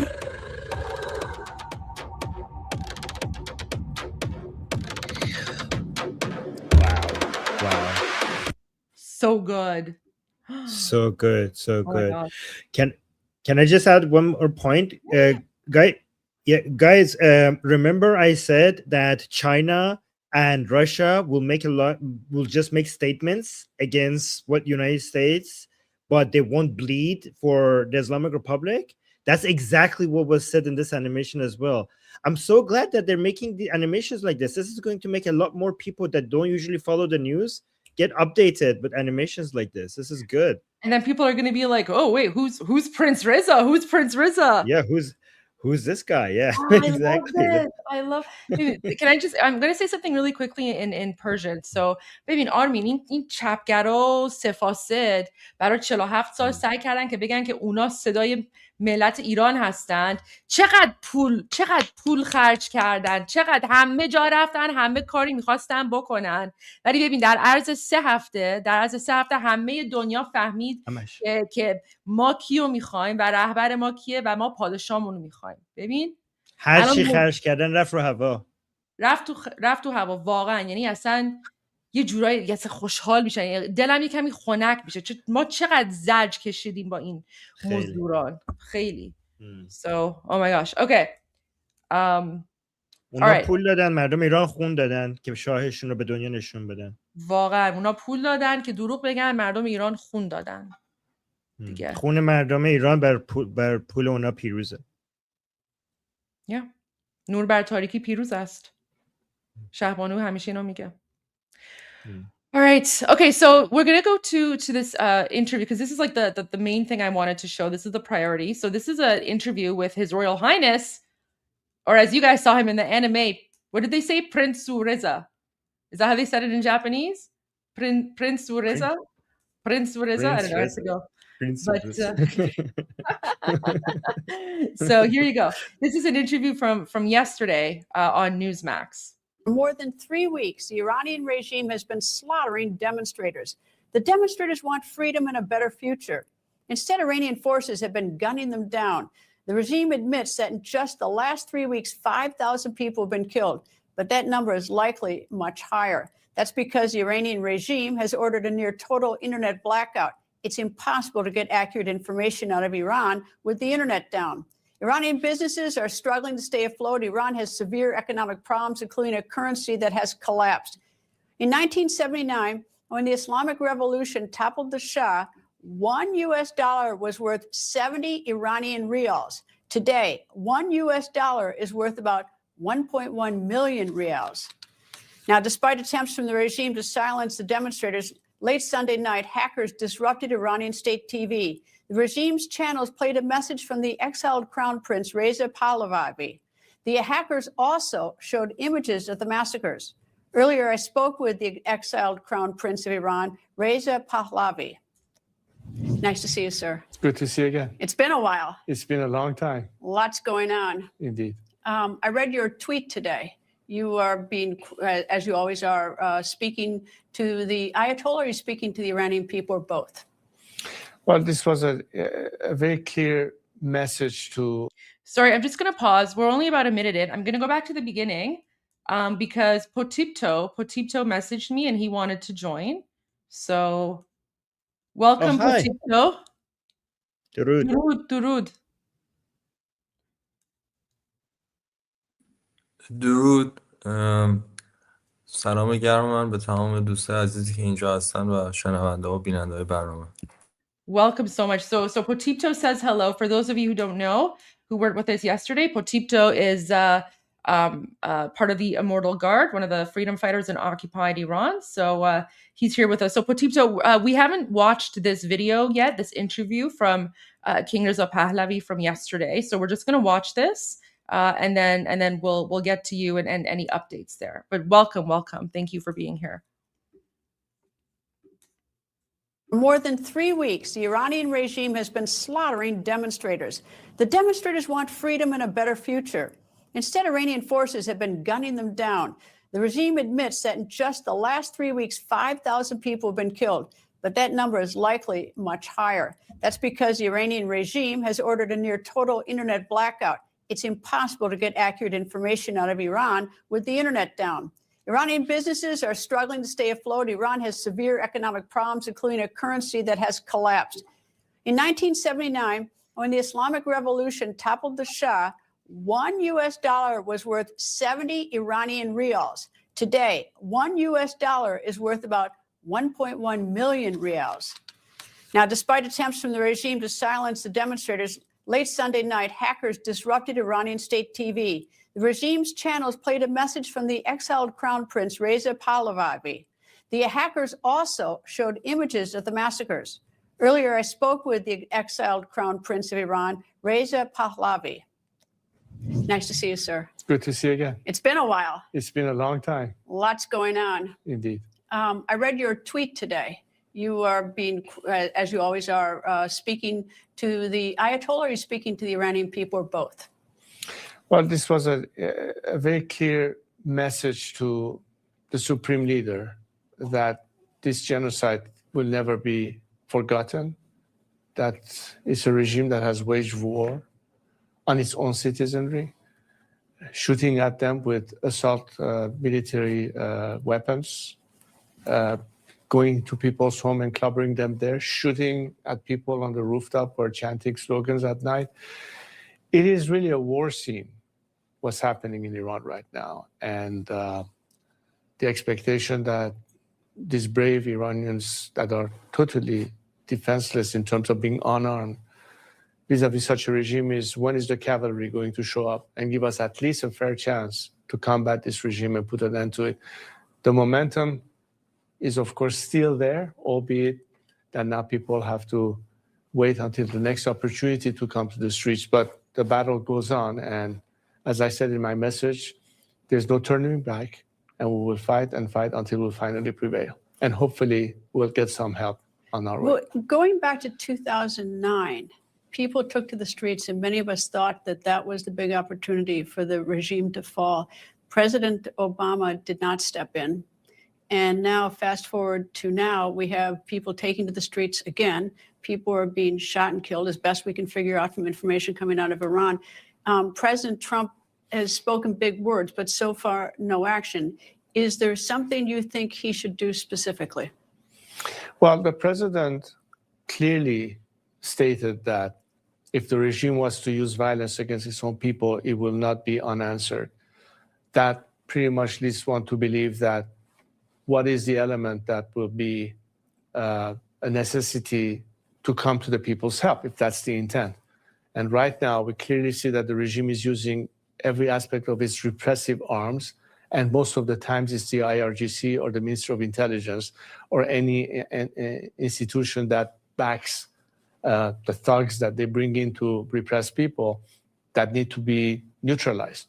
So if there is going to be a strike, I suppose it's going to be targeting those institutions that have been directly involved in this massacre.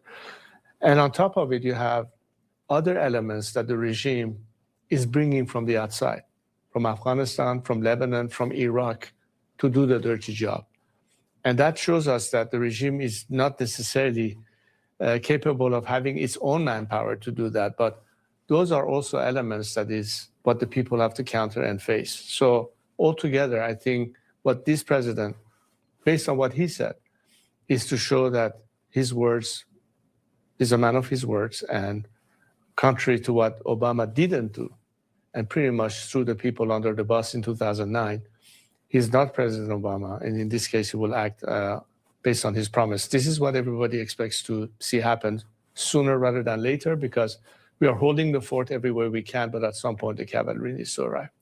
The difficulty that we in the media have, and everybody has, is that the regime has been so effective at shutting down any sort of communication in and out of Iran. So it's a, we're getting it, second and third hand, although Iran, this regime has a history of in public hangings to to intimidate people. I think the Ayatollah admitted that they've already killed 3,000. The numbers are bigger, but I mean, he himself says 3,000. One is too many.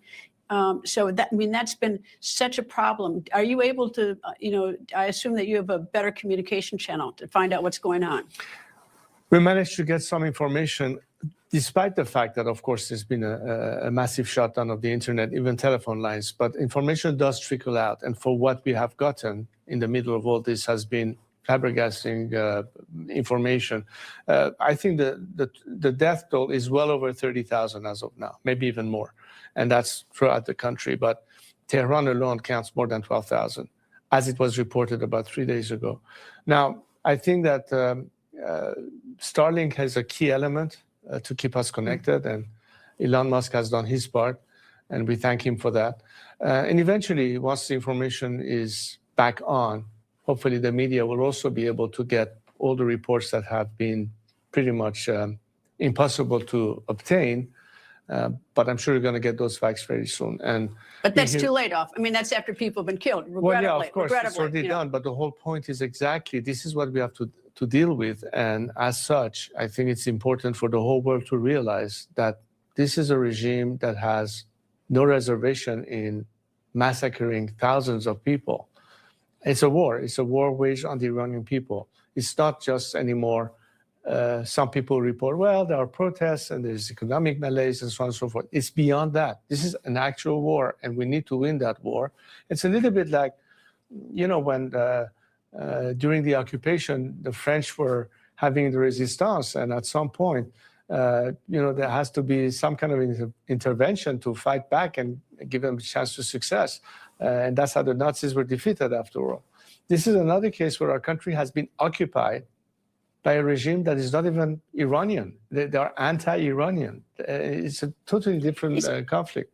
Are the protests slowing down? Because I know that, I mean, there was another incident, 2022, when the young woman didn't wear her hijab correctly, and she was beaten to death or killed, I forgot how, by the police, morality police. And then things died down somewhat. Is the protest, are we at a point in the protest where things are slowing down, or is it still very heated? The protesters are still taking to the street in giant numbers? I think that the momentum is still there, although you can call it a tactical retreat, so people are not massacred on the streets, not the chanting slogans at night. I called for that to basically go in other directions where we can still bring pressure on the regime. It's not just being on the street and chanting slogans that is necessary. We need to have labor strikes. We need to be able to paralyze the regime from within. These are other elements that we're working on together with the activists back home. And I think that's where the game changer would be, back to the question of if President Trump does act on his promise, how can we neutralize the forces that the regime utilizes against its own population? That will be tipping the balance in favor of the people, and then you can expect people to be back on the streets and then take over strategic entities that will lead ultimately to the regime collapse, which is, after all, what we're pushing for. I'm old enough to remember pre-1979 Iran, when your father was the leader. You see pictures from the 70s, and they're dressed just like we are here in the United States, and they seem to be enjoying the same things that we are. Now you see pictures, and especially for women in particular. I mean, I realize the men are being hanged in public and everything, but when you see the pictures, you really get an idea. But so many Americans are not old enough to remember what Iran used to be. And it has a rich culture in music and art and everything, and a completely different country than what we're seeing now. Well, I'm glad you raised this, Greta, because in fact, maybe for the average American, they said, why should we get involved? Why should we be concerned about Iran? In what way does it impact us? Well, let me tell you how it impacts America.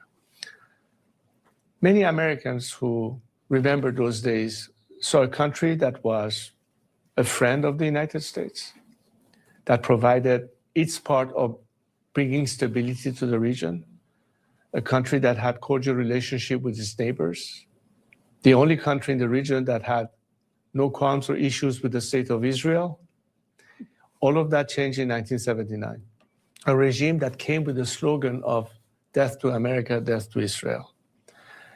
This is a regime that, as of yesterday, had a threat to actually threaten the American presidents as a retaliation or revenge factor. This is a country where Iranian Americans, who have been the first to come and seek refuge, and now many of them run this country, what they represent in terms of having a possibility to reconnect America to Iran. Iran, in the first 15 years, we estimate, will bring to America about $1 trillion worth of revenue just by doing business in Iran, a country that you've been deprived of having an opportunity to work with. Why? Because you have a very hostile regime. But the Iranian people are friends of America. And I tell you that in September 11th, when that terrorist attack occurred, we were the only people in the region to hold candlelight vigil that night in support and sympathy to the victims of the 9/11 terrorist attack. These are the same people on the streets today fighting for their freedom because they want to tell the world that unlike this regime, we want to be friends, we want to be partners. And this will be something that America's, we're not sending our troops again.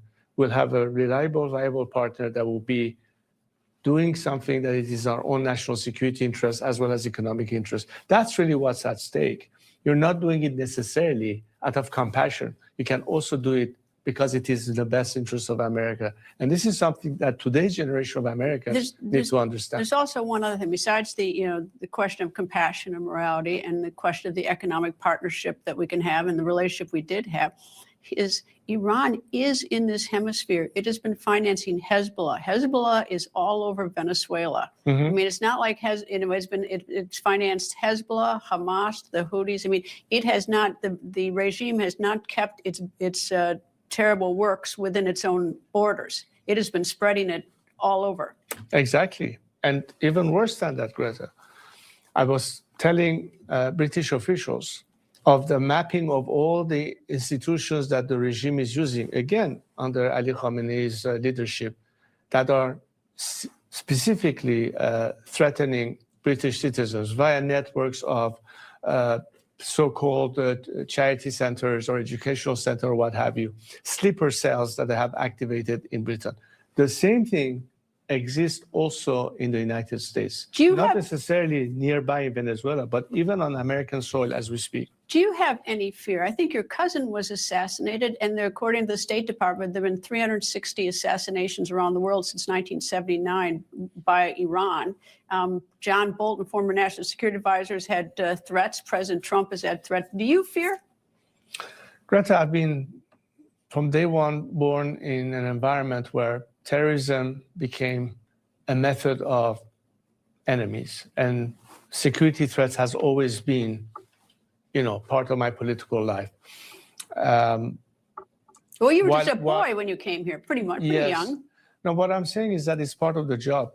You have to face the reality that security is a big concern, but it doesn't impact me personally as something that would deter me from doing what I have to do. When you're fighting for a just cause, you have to be able to put your life on the line, and I do. But I do it responsibly, in the sense of making sure that we take all the necessary precautions.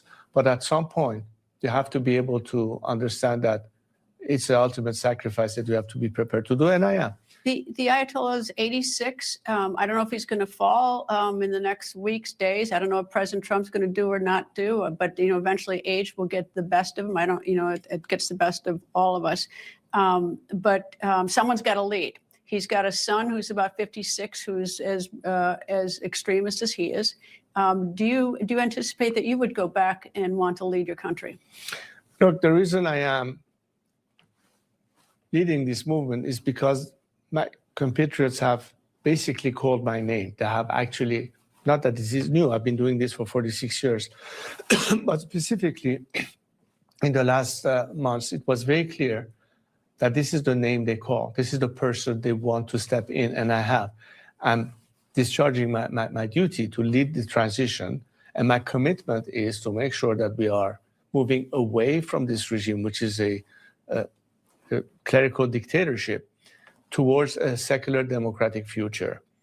My entire plan is to make sure that we can have a smooth transition to address that period of transition post-regime collapse, to make sure the country is stabilized, to make sure that people are secure, to make sure that we have the maximum possible defections from the regime that can survive regime change, so long as they haven't been involved criminally and have the blood of the Iranian people on their hand. In other words, unlike what happened in post-Saddam Hussein de-Baathification, this time we're trying to include as many people as possible within the military and paramilitary forces, as well as the civil bureaucracy.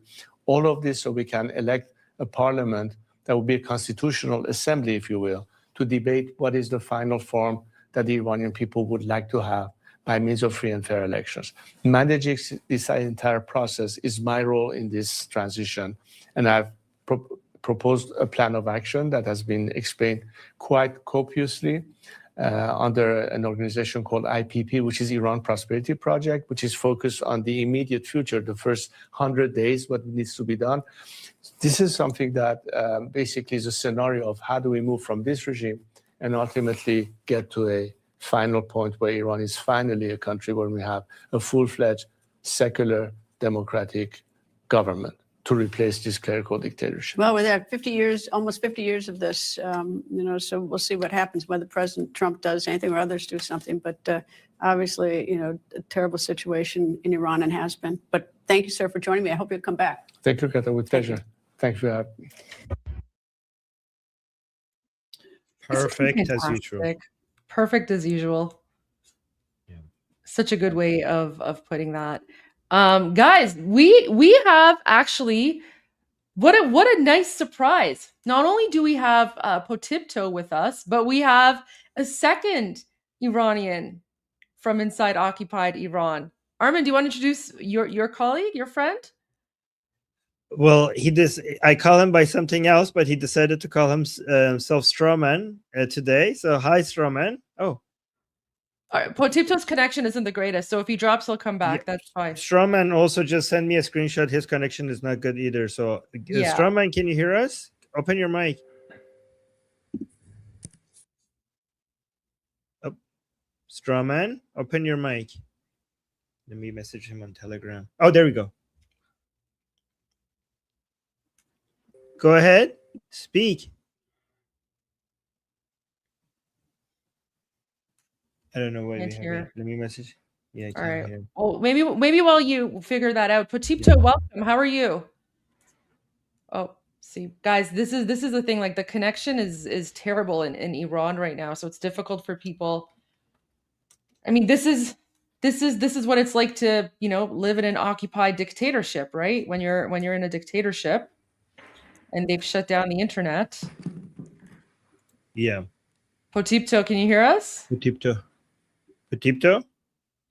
Oh my God. You might have to. So Strawman is telling me on Telegram that he was speaking. We couldn't hear him. His mic is muted. He says, "Let me reboot the browser." Yeah, maybe go and come back. I got news about my dad. Okay. So, yeah. So. Oh, Potipto? Well, give us the news about your father. Okay. So he called my brother. He's in. I'm not gonna say where he is. And my brother's saying he's doing okay. He sounded as lively as always. Okay. I said, "Is he okay?" He said he's perfect. He's perfectly okay. And salam resund to all of us. So he's fine. Okay. Happy to hear that. Potipto, how are you doing? I'm doing just fine. Thank you for having me here. Of course, you're always welcome. This is your space. Potipto, you've seen the website. Yeah, actually, I'm joining to talk about what's happening in the website. We have more than 1,000 new profiles in website. Yeah.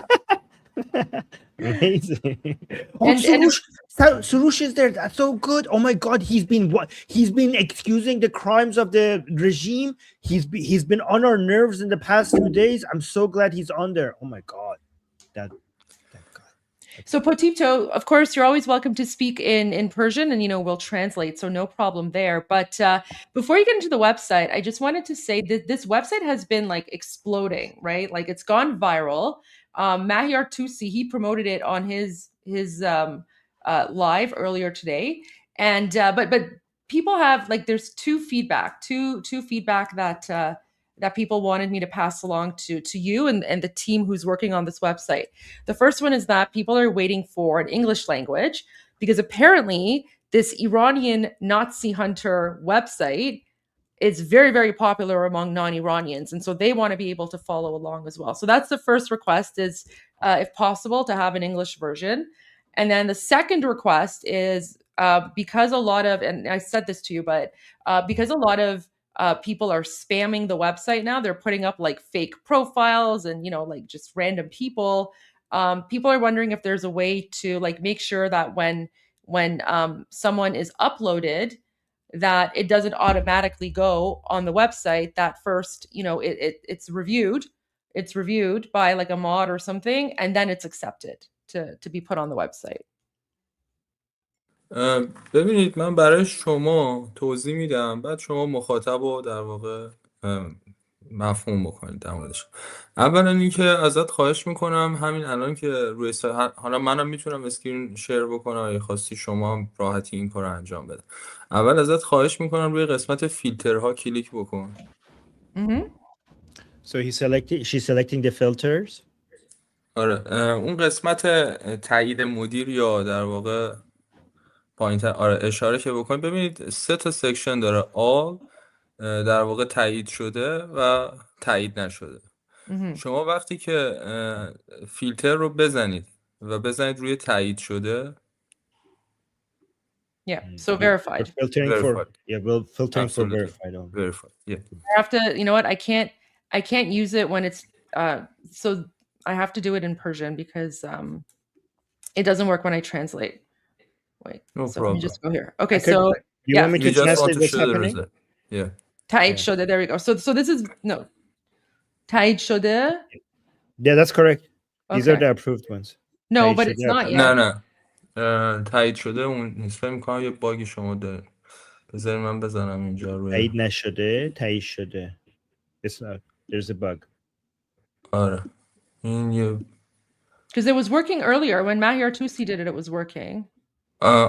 درسته. الان در واقع ما 3 تا فاکتور داریم. وضعیت بالا زده تایید مدیر. خب درست گفتیم، باگ نیست، من اشتباه کردم. فیلتر رو شما بزنید یه بار دیگه. ما یه تایید شده و تایید نشده داریم. اونایی که تایید نشده هستن، تایید نشده رو انتخاب بکنید. تایید نشده پایین. Okay, بذار کلیر بکنم. آفرین. That's a good idea. آره اینا کسایی هستن که اومدن توی پروسه بررسی و در حال حاضر رد شدن. درسته؟ دوباره فیلتر رو روش کلیک بکنید. So these were rejected. These are the rejected ones. Or non-verified. آره.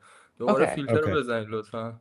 Okay, so let me just explain to our viewers here. So what this is in the filter, these are people whose names and images were submitted, but it was rejected, right? So like the mods or whoever, like they review it and they're like, no, this is fake, like this is not legitimate. So okay. And then if I go تایید شده. حالا بیاین اون بالا کنار فیلتر به جای جدیدترین بزنین بیشترین آرا سمت راست بعد بیشترین رد. Okay. Oh, Mamdani is on the top of the list. آفرین. الان اینجا ما تحت بررسی داریم، شناسایی شده داریم. درسته؟ Yeah. So what this is, guys, let me just explain this. So what this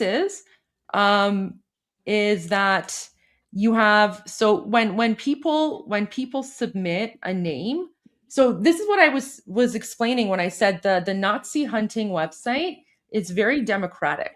So you can see like these, like you guys, I mean, it's Persian, so you can't read it, but hopefully when the English version comes out, you'll be able to see.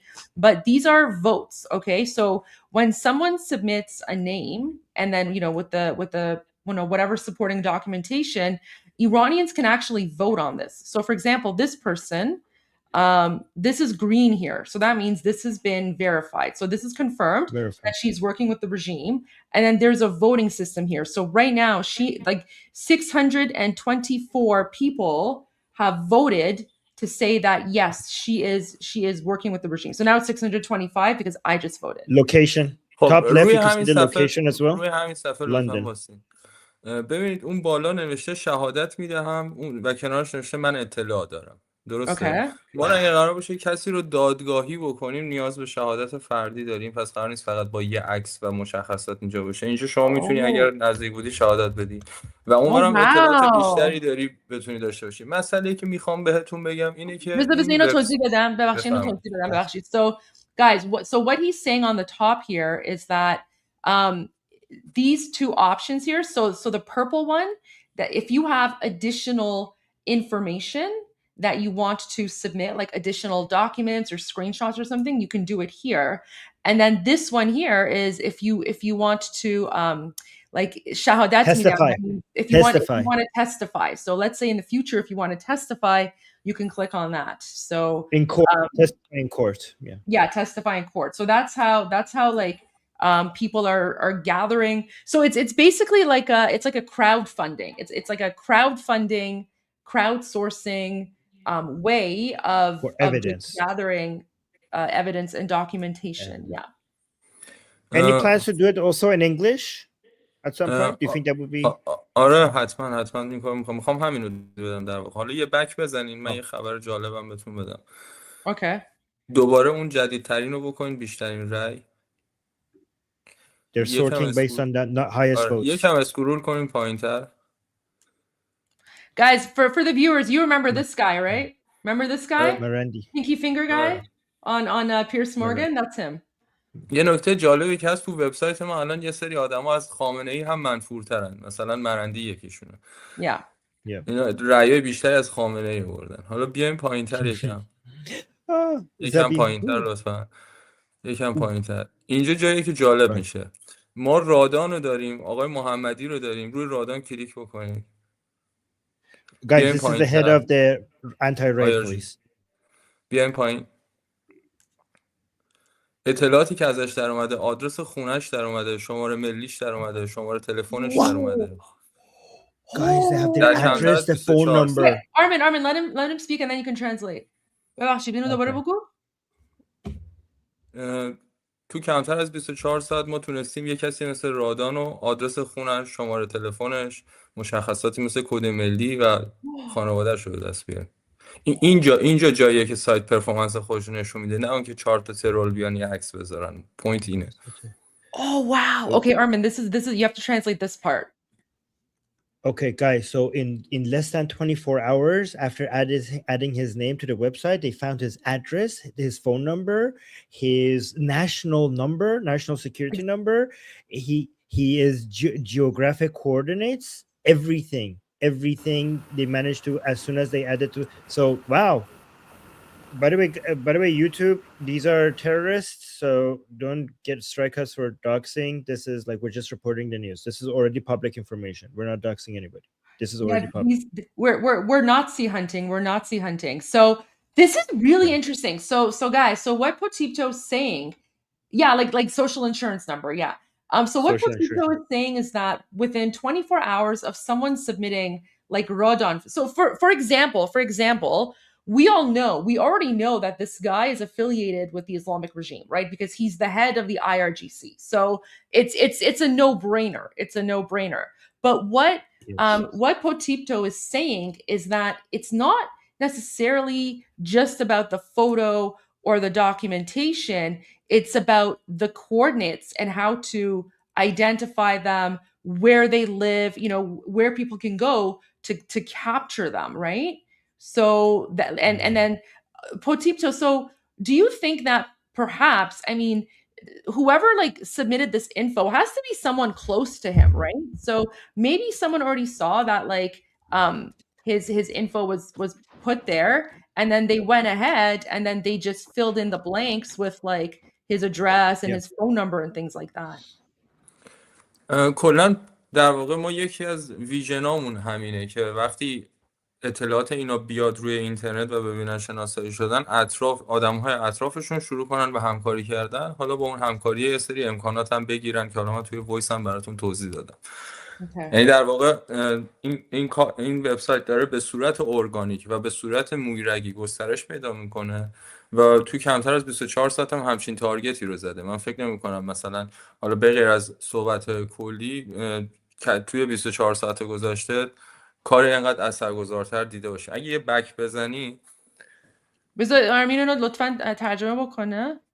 So he's saying that's the entire point. The vision is for once this information is more gets out there more, so that the people around these people will notice this and also contribute to it and help it grow. And the point is for this to organically grow and expand as more people see it and get involved. درست بودین؟ حرفم؟ بله، شما در نظر بگیر ما به جای اینکه یه دادگاه و محکمه قدیمی داشته باشیم، الان یک محکمه های تک داریم که تمام آدمای دنیا میتونن شرکت بکنن توش، میتونن هیئت جوری باشن، میتونن رأی هم صادر بکنن و یه اتفاق خیلی بزرگی. و خیلی ممنون از شما که توی قسمت اول و اصلیش همراه ما بودید. یه بک میزنید لطفاً. Okay. Should I translate that part or not necessary? Yeah, you can translate that. So he said that the whole point is that unlike like a traditional court, we have something like a digital, more modern version of it where more people can be involved and provide evidence and testimony and stuff like that. Yeah. So just going high tech with our court. Yeah, go on. جدیدترین رو دوباره بزنید روی بیشترین رأی. So they're sorting based on the newest one. No, we're sorting based on the highest number of votes. But he said جدیدترین. گفت جدیدترین رو بکن. نه درسته، همین highest number of votes. بیایم پایین‌تر. Oh, change it. Sorry. درسته. بیایم پایین‌تر. فقط سریع اسکرول نکنید. Okay. آرش. آره یکم بریم بالاتر. کونگ فو پندا گای. رادان یکی از سیو بوده. ما ابوالقاسم صلواتی رو داریم. باز بریم بالاتر. میخوام تیتوار ازشون رد بشیم فقط. Okay. Salavati is one of the judges that has issued a lot of خانم آمنه سادات ذبیحپور رو داریم. باز بیایم پایین‌تر. Oh, okay. That woman late works for state TV. بیایم پایین‌تر. That's Nayak. Okay, wait, guys. Is Nayak. Okay, so for all the Americans, we are going to go over this guy because he is like, I have a number of videos that I want to share with you today. He's in the United States and he's actually a propaganda mouthpiece for the Islamic regime. And he is one of the people that convinced Obama to release billions of dollars to the Islamic regime back in 2009. So yeah, and he's still in the United States right now. And he's constantly putting out like Islamic regime propaganda. So he's like the mouthpiece of the Islamic regime. We'll go over him, but Trita Parsi is a big deal. And Americans, you guys need to know about him because these people are very dangerous. میتونین کال تو اکشن بکنین، پروفایلش رو باز بکنین، بگین اگه میخوان کامل ترش بکنن هر کی اطلاعی داره در موردش. So anybody that wants to contribute and make add more information to make this his profile more complete, you could participate. Yeah. خب حالا بر اساس همین چند تا فردی که ما معرفی کردیم میخوام بگم که این وبسایت بزرگترین تهدید در حال حاضر برای ما کسایی که در واقع تیم سازندش هم هستیم، چون اطلاعات اینا که داره نشر پیدا میکنه پشتش تمامی چیزهای خطرناک رو میتونن به ما وصل بکنن. پس تنها راهی که میتونین از ما الان عملا داریم از نظر جمهوری اسلامی کار تروریستی میکنیم، اطلاعات خودشون و خانواده هاشون رو داریم انتشار میدیم. حالا ما این کار رو با اشراف به خطراتش انجام دادیم و خیلی هم دوست داریم هر چه سریعتر گسترده تر بشه، ولی تنها راهی که میتونین تنها کاری که میتونین برای حفاظت از ما بکنید اینه که هر کدومتون بشین نماینده این وبسایت. یه موضوعی که در واقع هر چقدر این سایت داره گسترده تر میشه اون ضد خبرها هم باش بیشتر داره رشد میکنه. یعنی آدم هایی که میان روبروش وای میسن اکثرا از این کالت 3 فاصل توی 24 ساعت گذشته من تو تایملاین دیدم همین گیرای عجیب غریب و پیچیده دادن، در صورتی که دقیقا این خود ابزاره و میخوان جلوشو بگیرن. شما باید به این موضوع آگاه باشید. Okay, can I translate? Yeah. Of course. Okay, so what he said is that the people, him and the people behind this website, there's a risk associated with them doing this because this is a major threat against the people in the regime, this website is. So the regime considers the people who have built this website and who are behind this website to be terrorists. So there's a huge risk now against the people who created this website.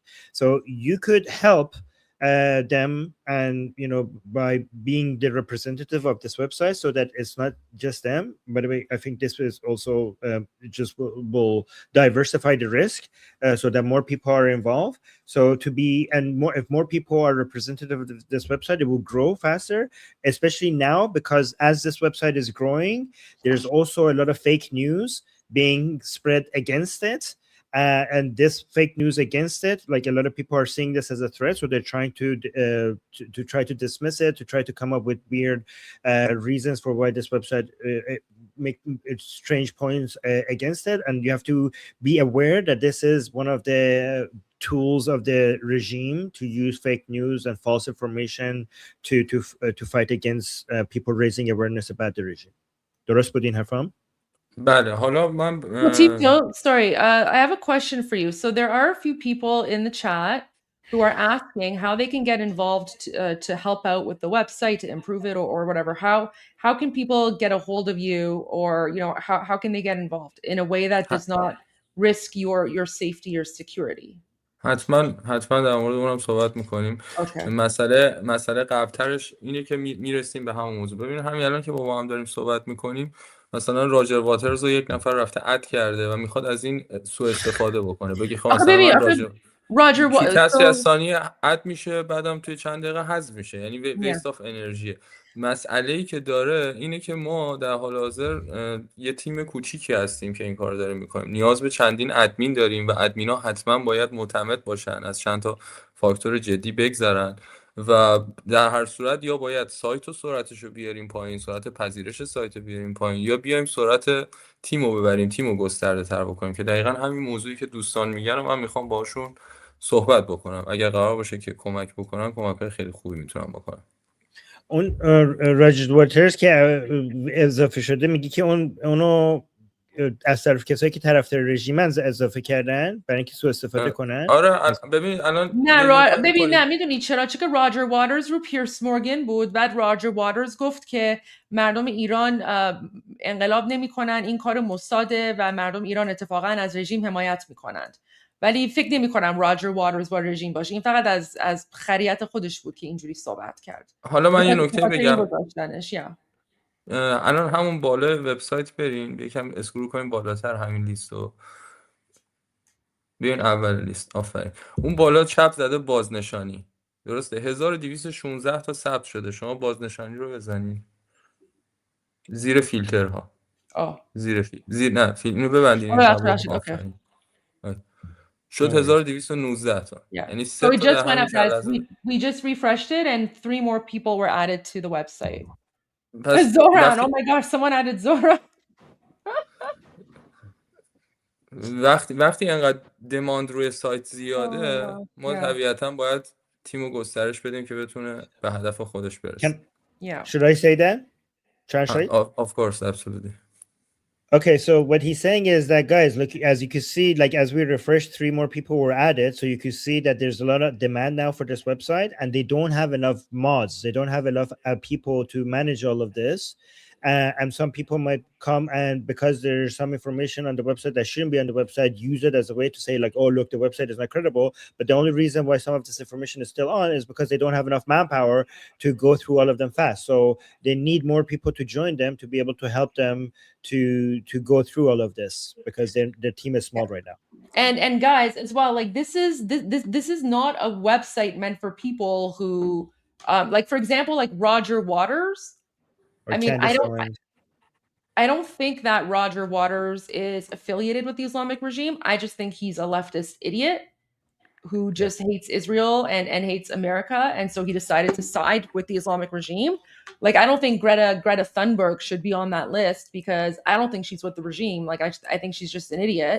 I mean, I don't know. Maybe she's being paid by the regime. I don't know. But guys, this website is more for those people who are actually Officially. affiliated with the regime, who are speaking on their behalf, who support them, who like go out there and they wave like the Islamic regime flag. You know, they promote no, like Mark Carney shouldn't be on the list. Mark Carney should not be on the list, right? Like Yeah. this is mostly for those Iranians and then people who are paid mouthpieces. So for example, Barbara Slavin should 100% be on this list, right? Because she is part of the Islamic, you know, she's a mouthpiece for NIAC. So don't we can't just put people here that we don't like. Just because, okay? yeah. I mean, what about people who we don't know?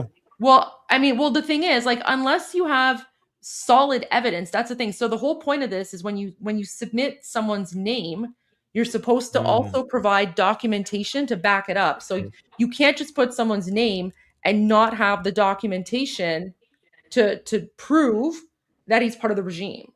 Like Daniel Hairaju, I don't know. Again, unless you have proof. This isn't for people you don't like. This is for people where like the whole point of this is that if you have dirt on someone, if you have documents or information that directly connects someone to the Islamic regime, you submit it here and you put it on the website. It's not for people that you don't like. Right. Patipta, what about the people who have been making anti-Pahlavi content? That's not good enough, right? Or is it? اون بحث رأی‌گیری رو ما برای همین موضوع گذاشتیم. البته پلتفرم در حال گسترشه. الان بیشتر در موردش میگم که بدونید چه ویژگی جدیدی هم بهش اضافه میشه. در مورد اینکه حالا این حرفی که گلدی زد حرف خیلی درستیه و باید در نظر داشته باشید ما منابعمون محدوده. اگر قرار باشه فقط بابت کینه‌توزی و در واقع بدون پروف یک کسی رو اونجا اد بکنیم بیشتر داریم به خودمون خیانت میکنیم. در نظر داشته باشید وقتی ما میگیم مزدور یعنی کسی که بابت آسیب رسوندن یا خفه کردن صدای مردم ایران پولی گرفته. پس ما باید هم رد ارتباط رو داشته باشیم هم ثابت شده باشه که پولی بینشون رفت آمد کرده باشه. حالا یه سری افراد شناخته شده و سرشناس هستن که نیاز نیست به این پروف برسیم، ولی وقتی دارین یه اسم رندوم اضافه میکنین حتما باید از این موضوع مطمئن باشین. این در واقع به غیر از حالا بحث درست بودن سایت و درست کار کردن بحث اخلاقی فردی هم هست. ما اگر میخوایم انقلاب کنیم داریم انقلاب میکنیم به سمت رفتارهای فردی و جمعی بهتر. اخلاق و فرهنگمون هم داریم همزمان آپدیت میکنیم. Okay, should I translate? So Patipta confirmed that what Goldie said was very correct, and she was really on point. This is not about us, settling scores or basically holding grudges against the people that we don't like. Especially, you have to understand that the people who are working on this website, they're very limited in number. So you just adding information to the website that is that we don't have evidence for is basically adding to their work. When we say mercenaries, we're specifically when they're saying mercenaries, they're specifically talking about people who receive money to suppress the voices of Iranian people or just to suppress their voices in general. And basically that means that you need to have there needs to be some evidence for money being paid to these people or a clear line of communication. And he also reminds us that, remember guys, this is, if we're doing this revolution, we're doing this revolution for our country to go to a higher moral standard and a higher culture. So we need to, for our revolution to be, effective, we need to also have higher moral standards to be able to get our country to that level, higher moral standards. درست بود حرفم؟ دقیقا. Okay. در رابطه با کمک گلدی لطفاً اون دکمه هامو بزن. کجا؟ بالا سمت راست. Oh, home? Okay. People are asking if we could add MEK. Is MEK okay to add? Yes, of course. No. Okay. Yeah. MEK you can add. They are literally a terrorist organization. حالا اسکرول کن پایین لطفا. اون پایین کوچیک نوشته درباره ما چگونه آفرین ما هم حمایت مالی داریم هم نوشته چگونه مشارکت کنیم. درسته؟ روی این کلیک بکنید. این برای کسایی که میخوان توی تیم همراه بشن. Okay, so guys,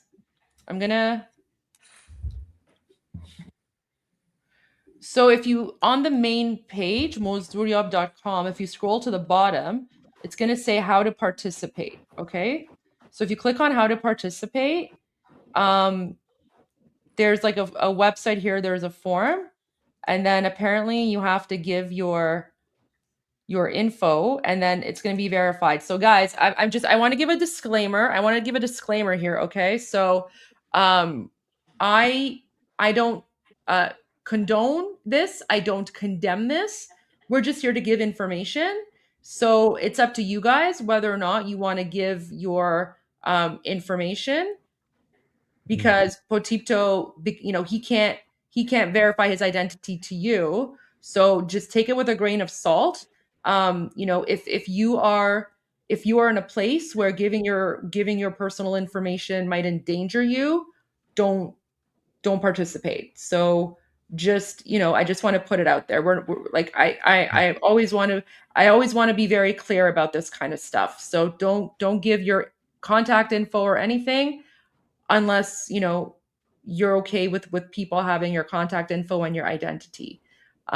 There you go. But anyone who wants to help. Can I also add my disclaimer? Because guys, we're only sharing the news here. Everybody needs to do their own research and evaluate what is right and what is wrong. We're just basically, this is a newsworthy information, so we're just educating and sharing the news. We're not telling you what to do. Yeah, and we're sharing this because one of our viewers was asking about how they can help with the website. So we're sharing this information for people who want to know how they can help with the website, but it's up to you guys whether or not you want to help. I don't condone, I don't condemn. This is just for information purposes only. So you can go there and you can, you know, provide your info. And then Potito said that there's a vetting process, because of course one of the challenges, one of the concerns is that there might be people affiliated with the regime who might want to submit their info as well. So but you know, that's part of that's the challenge when, you know, we've been dealing with an Islamic dictatorship that is controlling us, right? And controlling every aspect of our lives. So we always have to be extra careful about everything. And it's always very, you know, we have to be very careful before we trust anyone with any information, because we never know who could be a spy and who couldn't be. So there you go. البته همین چیزی هم که شما گفتین رو ما توی وبسایت قرار داریم. توی این قسمت attention to security دقیقاً واضحاً داریم اینو میگیم و من با شما موافقم. Oh yeah, there you go. Okay. هدف اصلی اینه که امنیت ارجحیت داشته باشه به شرایط. من very so I just want to add this. So my disclaimer, Potito just pointed out it's already there. I wasn't even paying attention to that. So even on the form, there's a disclaimer that, you know, if this is going to be dangerous for you, don't fill out the form, because your security and safety is a priority. حالا Very professional.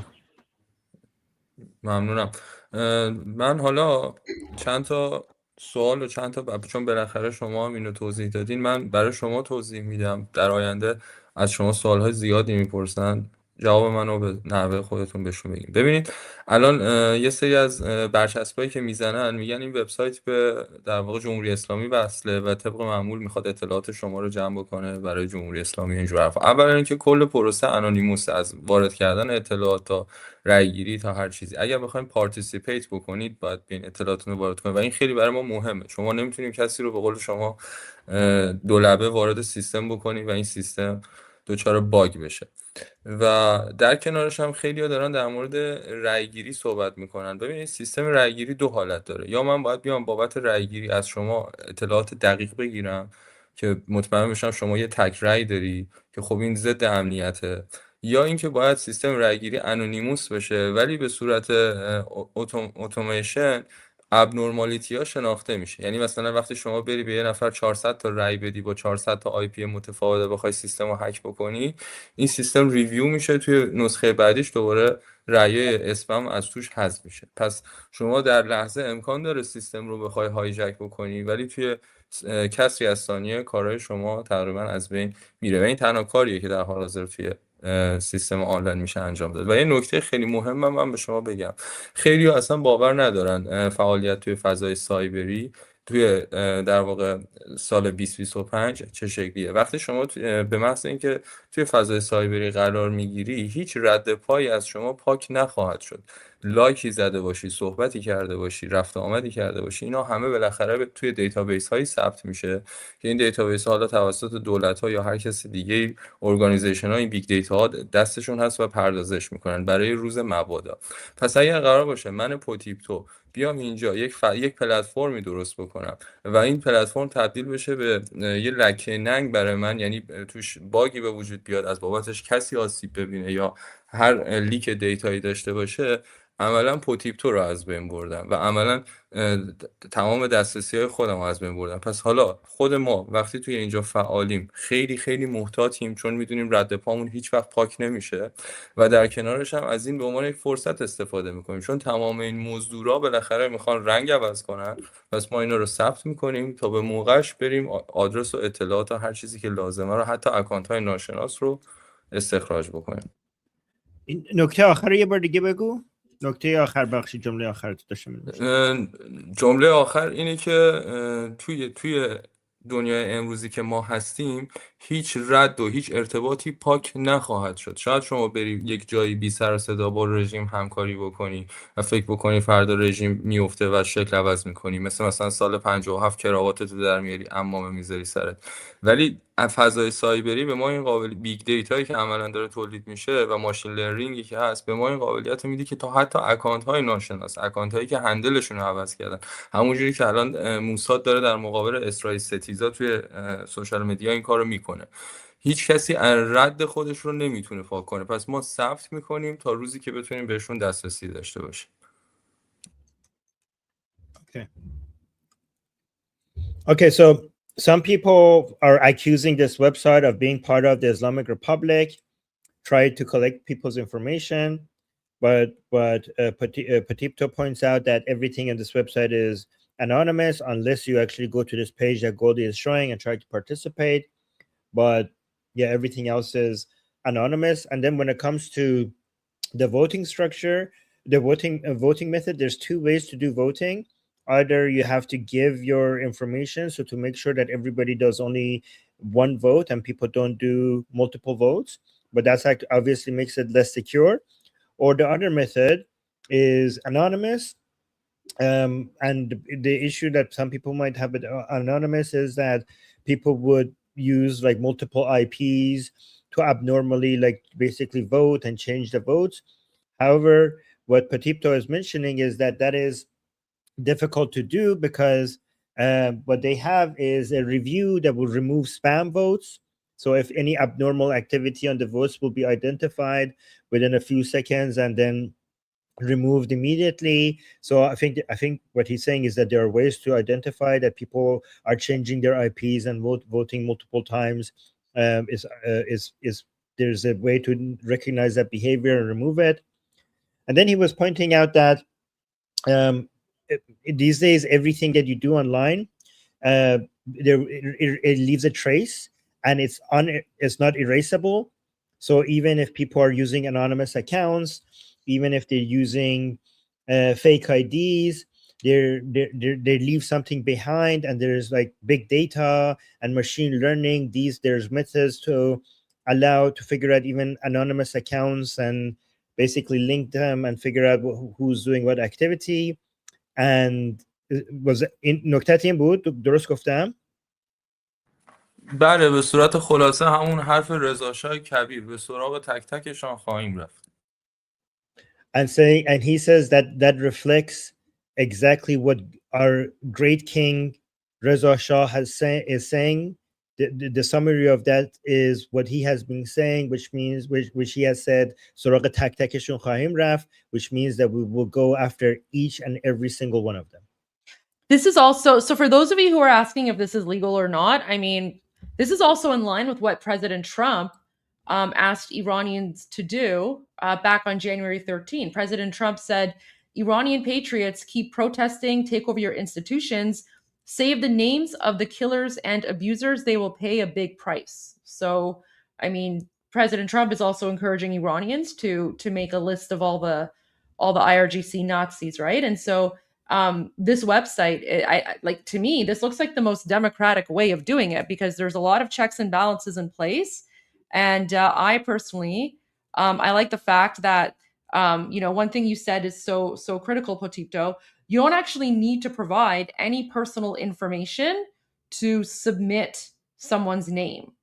So at no point ever do you have to give any identifying or personal information when you're filling out the mercenary form. The only time that they request your personal information is if you choose to participate in the website. If you want to be an admin or something, then of course, you can do that. But even then there's a disclaimer and they're saying, don't do it. Don't do it if it's going to be a risk for your safety. But it's incredibly democratic, right? Because even people that we know are with the, even Larijani. So Larijani, we know that he's with the Islamic regime. We know that he is, a mercenary. Even him right now, his profile is still under review. So that's because the mods, they go through every single profile that has been submitted. And that's why this is really important. So for example, this one is identified, right? So they identified her, 231 votes. And so you can see the green there. But anyone who's under review is still under review. So this is incredibly democratic, right? This is it's still giving people the benefit of the doubt in a way, right? It's still giving people the benefit of the doubt. And this is what President Trump and the Shah asked for. So, Iran, so when we say that Iranians are fighting back and the revolution is not over, this is a part of it. This is cyber warfare. Can you explain how this website could contribute to defections? از من میپرسیم؟ آره، یعنی چجوری این باعث ریزش میتونه بشه؟ الان خدمتت عرض میکنم. قبل از اون توی کامنت ها یک نفری از گلدی پرسیده که به خاطر اینکه من بدون چهره اینجا هستم آیا منو وریفای میکنه. من خودم به خاطر اینکه دقیقاً توی این فضا هستم، اگر گلدی درخواست بکنه تمام مدارک و مشخصاتی که لازم باشه رو براش از طریق کانال خصوصی میفرستم. حتی اگه خواست با هم میتونیم تماس تصویری هم بگیریم اگر لازم باشه به این کار. So someone was asking okay, because Potipto is here not showing his face, how do we know he's verified? So he offered again to do a video call with me, video chat, and to send all of his identifying documents and information. Potipto has already identified who he was to me back when we first met. So I know what he looks like. I know his real name, all of that. And that's a big deal because it takes a lot to trust someone with your identity, especially if you're in occupied Iran. So I do know who he is, what he looks like and everything. But he doesn't he certainly definitely should not ID himself. And he's also taking a big risk being here as well. خب آرمین جان یه سوالی شما پرسیدی من فراموش کردم. اوکی. ازت پرسیدم میتونی توضیح بدی که این وبسایت چجوری میتونه باعث ریزش بشه از بدن نظام؟ ببین شما تنها حالتی که در واقع شاهزاده هم همین تکنیکو داره استفاده میکنه، تنها حالتی که میتونی به نیروی سرکوبی که از در واقع حد وحشیگری گذشته، ما نیروی سرکوب مثلا یک کشور عادی رو که نداریم، داریم در مورد جمهوری اسلامی صحبت میکنیم. اگر کشوری بود که مثلا در مورد منطق میتونیم صحبت کنیم تاپیک عوض میشه. ولی وقتی یه نیروی سرکوبی داری که تا حد مرگ جلو میره و مثلا حاضر مردم رو اینجوری زیر گلوله ببنده، تنها حالتی که میتونی باش برخورد بکنی سیاست مشت آهنینه. یعنی چی؟ یعنی نشون بدی که تو هم به اندازه اون مردمی که در واقع توی خیابون درشون داری خطر ایجاد میکنی مورد خطر هستی. تمام این آدم ها هم که در واقع شامل نیروی سرکوب میشن، هویتشون به نوبه‌ای پوشیده است. حالا اگر مثلا از سردارای نظام بگیری که صورتشون دیده میشه، آدرس خونه و شماره تلفن و اینجور چیزاشون نیست، تا سرکوبگرایی که تو خیابون ماسک میزنن، مسئله اینه که همه میخوان هویتشون رو مخفی نگه دارن. پس شما هر تعدادی از اینا رو بتونی هویتشون رو رسوا بکنی، قاعدتا اون نفر کنارشون شروع میکنه به ترسیدن یا خود اون طرف شروع میکنه به ترسیدن. و یه ویژگی دیگه هم ما حالا داریم براش در نظر میگیریم برای این سیستم، احتمالاً بیفته برای بعد از افتادن جمهوری اسلامی. مطمئنا تا قبلش راه اندازی نمیشه، ولی ویژگی که داریم بهش اضافه میکنیم اینه که بتونن امان نامه بگیرن. یعنی اگر کسی توی این لیست هست و در واقع تحت نظر قرار گرفته، بیاد با ما همکاری بکنه، تعداد بیشتری از اون مزدورا رو بیاد به ما لو بده و ما بیایم در موردش تخفیف انجام بدیم. اینجوری میتونیم شبکه رو گسترده تر بکنیم و هیچ جای دنیا نتونن از دستمون فرار کنن. واو، میخواستم سال بعدیم دقیقا در همین بود که مثلا تشویقی هم چیزی داری؟ یعنی هویج هم هست یا فقط چوبه؟ هویج هم داری؟ دمتون گرم. اوکی. Okay.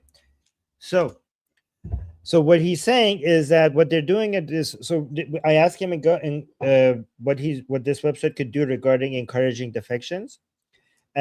And he says what they're doing in this website is in line with the Princes of Pahlavi's technique. So he's saying that the only way to deal with such a suppressing force that we have right now with the Islamic Republic, because the suppressing force, the anti-raid police, the oppression mechanism in Iran right now is abnormal. It's not like other countries. Even compared to other countries, the level of violence that they are using, and the fact that they are fighting till death, like they're not giving in. They're going to be keep continuing to fight. And this level of violence, the only way that you could deal with this kind of suppression is to basically expose them to the same type of risk that the Iranian people in the streets are exposed to. So to show them that if the Iranian people's lives are being taken and they're being threatened, that they are also exposed to the same level of danger, and basically respond to them with an iron fist. That's what he's saying. That's the only way to respond to such an oppressing force. So this is what he refers to it as a policy of iron fist. So to show them that you're also at risk. So there are many people within the regime that some of these people are, we know them and we know their faces and we don't know their name, but there are many other people that their names are hidden, that are part of the regime apparatus and they're part of the suppressing forces, but they wear masks. Nobody, like, we don't know their names. And it's important. Goldie, your mic is open. Okay. So, and they are trying to remain hidden. They want to make sure that their ID is hidden. So he says that's why another feature that they are going to be adding to the website, and he says that this is going to be probably something that they add after the regime is toppled, is to give something called aman name. Aman name means like a letter of safety, a letter of security, something like that, to people who are on this list who will cooperate with this website to snitch on other people. So if you're on this website, you could come and receive a letter of protection. Oh yeah, a letter of protection. I think that's a better translation. A letter of protection from this website if you cooperate with this website and snitch on other people. So basically what I said is that, okay, good, because the website is going to add carrots, not just stick. Right? درست بودین؟ بله. Okay. حالا اینجا توافقی من با گلدی و شما بکنم، چون کار خیلی زیاده و منم خیلی برنامه‌های زیادی دارم. از یه طرف میخوام تا حد ممکن از زمان استفاده بکنم. اگر هر جای دیدین من بیشتر دارم، یعنی بیشتر از اون چیزی که تایم فریمی که در اختیارم دارم فعالیت میکنم، فقط منو نوتیس بکنید، چون من همه چیزامو اینجا نوشتم، قدم به قدم دارم جلو میبرم. در مورد این وبسایت خیلی صحبت کردیم، همینجور میخوام پروندهشو ببندم. دلیل اصلی که بعد از 24 ساعت اومدم اینجا پیش شما و وبسایت رو آوردم بالا، فقط و فقط ارجاع کردن به حرف خودم که دیروز بود. ببینید ما لازم داریم که کارهای هدفمند و اثرگذار بکنیم و لازم داریم قدرت خودمون رو بفهمیم. وقتی تو 24 ساعت میشه همچین کاری رو کرد، پس طبیعتا اگر با هم جهت بشیم کارهای بیشتری میشه کرد که من الان یه لیست ازشون دارم که بعد میتونیم در موردشون صحبت بکنیم.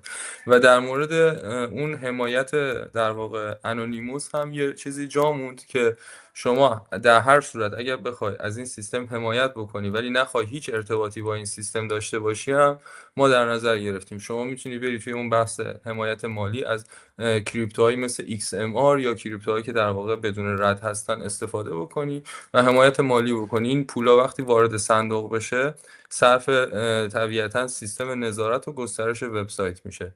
و حالا موضوع اصلی هم که هست، ما تمام این حرکت اینا رو بگم اول.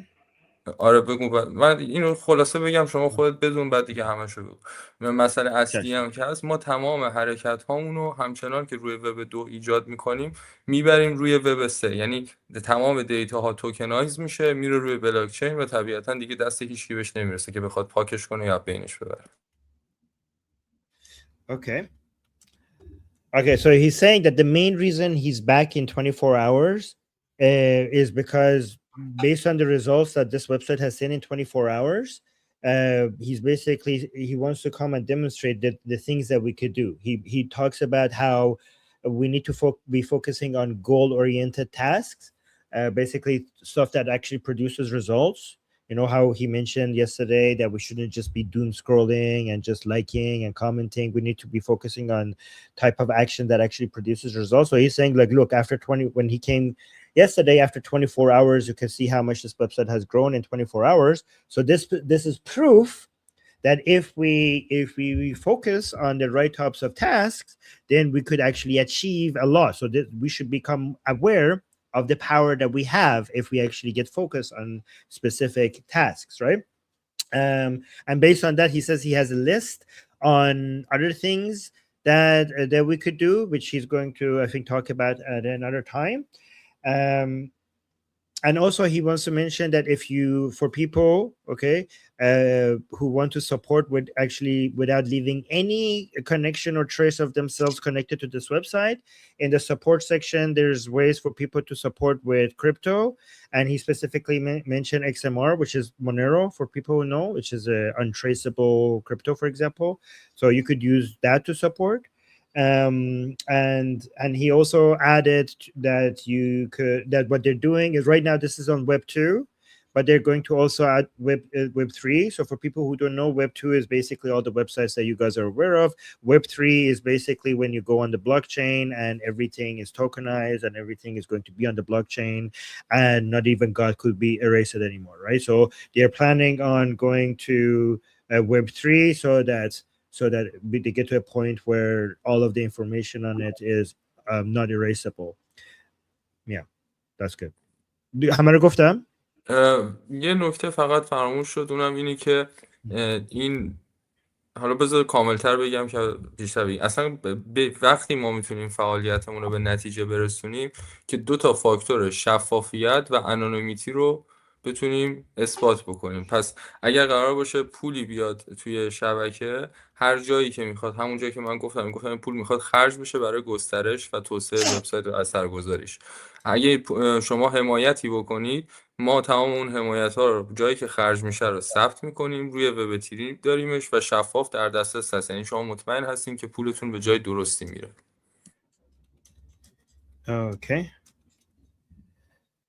Okay, so he's saying that if we want to do things that we actually achieve our goals, it needs to have anonymity and transparency at the same time. These are the 2 characteristics that it needs to have to be able to achieve the goal. So he says that any donations that is made to this website is going to be built on this network and to expand it and to improve it and all that stuff. So when anything that they receive, when they spend it, they are going to be transparent about what they received and how much they spent it on, and how much they spent and what they spent it on, so that everything is going to be transparently available to everybody to see what's being spent on. ولی خب مونرو که بفرستن که اون که دیگه نمیتونه ترانسپرنت باشه که گرفته شده یا گرفته نشده، درسته؟ ببینید خود ترانزکشن که ترانسپرنته، در واقع خود ترانزکشن که دیده نمیشه، ولی مبلغی که میاد توی صندوق قرار میگیره یک مبلغ جمعیه و این مبلغ جمعی وقتی از ولت اصلی خارج میشه مشخصه کجا رفته. اگر مثلا بابت ادمین بوده مشخصه، اگر بابت تبلیغ بوده مشخصه و so on. Okay, so they have going to have wallets for all of these, and it's going to be transparently available that it has exited the wallets, for example, and they're going to identify that this has been spent on marketing or, I don't know, programming. So they're going to be very transparent regarding what they're spending everything on. همه رو گفتم، چیزی موند؟ نه درست بود. در مورد ادیت و پاک کردن و اصلاح گفتن که تنها راهش اینه که یعنی پرسیدن چجوری میتونن اگر اطلاعات اشتباهی دادن، تنها راهش اینه که حالا از اون طریق ارتباط با ما به ما پیام بدن. ما در واقع یه کد داره هر چیزی پروفایلی که میسازن، اون کدو بده بگه اصلاح بکنیم یا پاک بکنیم اگر اشتباه میدونن کردن. All right, so some people are asking if they entered something by mistake, how could they edit it? And it says the only way is to use the contact us feature and give the code for a specific profile, and they communicate with the website developers and say that they have that they made a mistake with their profile. So do you need to contact them? گلدی من یه صحبتی با شما دارم، حالا آرمین جان شما اگه میدونستی بهم بگو. در مورد رها دختری که کشته شده و به تازگی داره فیلم و عکساش میاد بیرون، اطلاعی دارین شما؟ نه. توی توییتر فقط دانشگاه بود؟ آفرین، زبان فرانسه یا ایتالیا میخوند اگر اشتباه نکنم.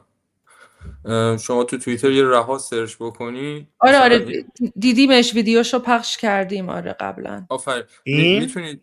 آفرین دقیقاً. آفرین. میخوام ازت که توییت شاهین مدرس اگه بتونید یه رها توی توییتر سرچ بکن. من یه چیزی در مورد اینا متوجه شدم، خیلی کار کثیفی دارن انجام میدن. به عنوان مثال میخوام باهات در موردش صحبت بکنم، ببینید چجوری ما میتونیم آره بتونیم جلوی پروپاگاندا رژیم واسیم و این کار تکرار میشه، دفعه اول هم نیست. اسمش رها پهلوی بهلولی پور. بهلولی پور. آره. این شاهین منو بلاک کرده چون که پدر سوخته است. خب من الان اسکرین شات بفرستم. نه هنوز میتونم ببینم، یه لحظه الان میارمش. آخه دیروز در موردش چیز کرده، توییت کرده. این خیلی کثیفه. آفرین، همین یه دونه رها سرچ بکن تو پروفایلش میارتش. میخوام ببینین چه جوری این بازو داره کار میکنه و برای گلدی هم یه اسکرین شات فرستادم، حالا اونم به موقعش میکشیم بیرون. الان فقط پست شاهین رو در مورد رها بیاریم. الان میارم یه لحظه. من دیروز فیلم این خانم نشون دادم به عنوان یکی از نمونه ها. Let me just search for her. So for those who don't speak Persian. آفرین همین پست. Okay. این یک مثال لایو از خونشوریه. من برای شما میخوام باز بکنم این پرونده رو. ببین برای این دختر اومده کلی داستان فلسفی نوشته و کلی ارتباطش داده به خطای فکری متفاوت و قیافه فلسفی حق به جانب هم گرفته. اون اسکرین شات توی تلگرامش رو بیارین. همون توی چی گفته بخونین، بعد اسکرین شاتی که خودت توی چت گذاشته رو بیارین. Okay, let me pull up the screenshot. بذار اسکرین شات رو ولی ترجمه بکنم. Give me one moment. اول شما اینو ترجمه بکنید، بعد میخوام رفرنس بدم به پست خود شاهین مدرس. که آدمای You want me to send a link to me, Goldie? I'll just do this. So Potipto, what do you want me to translate first? Just read the caption. من میخوام چیزی که شاهین داره الان نشون میده به جامعه بین‌المللی شما در موردش صحبت کنید، بعد من مچشو رو کنم که این آدم چجوری داره از خون جوانای عزیز ایران سوء استفاده میکنه. Okay, so Potipto wants me to share this post with you. So this guy, first of all, he is part of the Islamic regime. Okay, so he is 100% a Nazi. He's a mouthpiece. He's a mouthpiece for the regime. And he actually has me blocked, okay? Because a lot of these Islamic regime Nazis, they block me because they're scared of me. They're scared of me calling them out, okay? So he actually did a post about Raha. Raha is that girl who was murdered by the Islamic Republic. Okay, so this was from January 20th. And so what he wrote here is that finding out her name was Raha Behlolipur made the pain far more personal. It was no longer just an image. It was a life that had a name, a history, a voice. A girl born on December 21, 2002, a student of Italian language at the University of Tehran, a resident of the dormitory, the second child of a 4-member family from the Qashqai tribe. These are not statistics. These are the coordinates of a human being. My heart trembles when I think that Raha was studying the language I live with every day, Italian, a language that was meant to be a bridge, not a gravestone. It was supposed to teach, to translate, perhaps one day to build her future in this very country where I live, not as some distant dream, but as a natural path in life. And then January 9, 2026, a bullet struck her lung and suddenly everything stopped, not just her breathing, but all the what could have beens. They buried her in Firuzabad, but what was buried was not just a body. It was every sentence she could have said in Italian, every class she could have taught, every life she could have touched, and then that sentence, that final line, an hour before the shot. یک لحظه بس شدم فقط میخواستم بنویسم. Oh my god. You see. These people. Oh my god. These people. These people, man. Snakes, I tell you. No insult to snakes. Oh my gosh. Okay, Wow. okay, Potipto. I understand. I understand what you mean, Potipto, because now I get it. Let me save this and then I'll explain this and I'll give the context. Okay? Just give me a moment here to like Google Translate this so that I can من میخوام یه کیس استادی آنلاین الان داشته باشیم. تمام ویورها اگه این رفتار رو ببینن قشنگ متوجه میشن که چجوری تکرار میشه و چند بار این کار رو دارن انجام میدن. Oh my gosh. Okay. Potito wants to provide a case study for all of you so you could recognize this pattern. Guys, by watching this, you're going to become an expert in realizing how some people sound like they're saying something, but they're saying something else. So this is going to be a very good case study. Goldie is going to explain what's going on here, okay? So Yeah, just give me one moment. Yeah. I'm just screenshotting this into guys. So this is the oh my gosh, like این خودشون رو ننوشتن، این تلفنش رو گرفتن، دقیقاً. البته تلفنش این یه نظریه است، هنوز ثابت نشده، ولی من و شما قطعی میدونیم که این اتفاق افتاده. اما بهتره که بگیم آقا وقتی یک نفر میاد برای یک نفر رمان مینویسه، سانتیمانتالش میکنه و در ارتباط شخصی باش درست میکنه، بعد میاد در مورد 1000 تا چیز صحبت میکنه ولی هیچ جا اشاره نمیکنه که این دختر توسط جمهوری اسلامی اینجوری کشته شده، ما با خانواده‌اش ارتباط گرفتیم و فلان و فلان و فلان، مشخصه که دنبال یه هدف دیگه، دنبال خونشوریه. Yep. Yeah. Okay. I'm just saving this and I'm gonna explain. Oh my gosh. Save as. Oh my gosh, these people are sick. These people are sick. Okay, so let me just finish reading this part. So what they're saying is that 1 hour. So what this Islamic regime guy, okay, what this Islamic regime guy is saying is that 1 hour before she was killed. First of all, he doesn't say that the Islamic regime killed her, right? So the way that this is written, he's making it seem as if the terrorists killed her, the rioters killed her, okay? Even though she was one of the freedom fighters, the way that this Islamic regime Nazi has written, by the way, like he has me blocked, right? Because he knows that I call out his nonsense. Where was it? Let me pull that up again. So he ببین has been blocked. به اتنیک بودن هم حتی وصلش کرد. حتی داره اشاره میکنه رها از فلان، مثلا نمیگه Yeah. ایرانی بوده. Like he's writing this like flowery eulogy for her, and like, oh, she was a daughter, and you know, as someone who speaks Italian, like my heart is broken, blah blah blah. And then this is the messed up part. So he says the final line an hour before the shot. So first of all, no mention that the Islamic regime did this. Second of all, the slogan here, so you know, allegedly 1 hour supposedly before the Islamic regime shot her, apparently she put in her phone, I got connected for one final second, and I just want to say woman life freedom forever. Guys, یه پاز بدین. چه زمانی اینو زده اسکرین شات؟ ساعت 4:46 دقیقه 9 ژانویه، زمانی که کل ایران تو سیاهی قطعی اینترنت و ارتباطات و تلفن و همه چی. Yeah, I'm Wow. gonna pull that up. I'm gonna pull that up, guys, because this is whew. Disgusting. So this is how Islamic regime propaganda works. So this is the screenshot. Here, let me get rid of the banner here. Okay. So this, I don't know how to make this bigger. Anyways, this is the screenshot. Okay, this is the screenshot. And as you can see, what she allegedly wrote, it was on January 9. Remember, guys, remember NetBlocks? Let me pull up NetBlocks for you guys. Let me pull up NetBlocks. Wait, let me go to... So these are things like we, like as Iranians, because we're used to Islamic regime propaganda, like we catch on right away, which is like, I didn't even need to finish reading that statement to realize what's going on. But let's go to NetBlocks. I just want to do this so that I can like connect the dots for you guys, okay? So here you can see.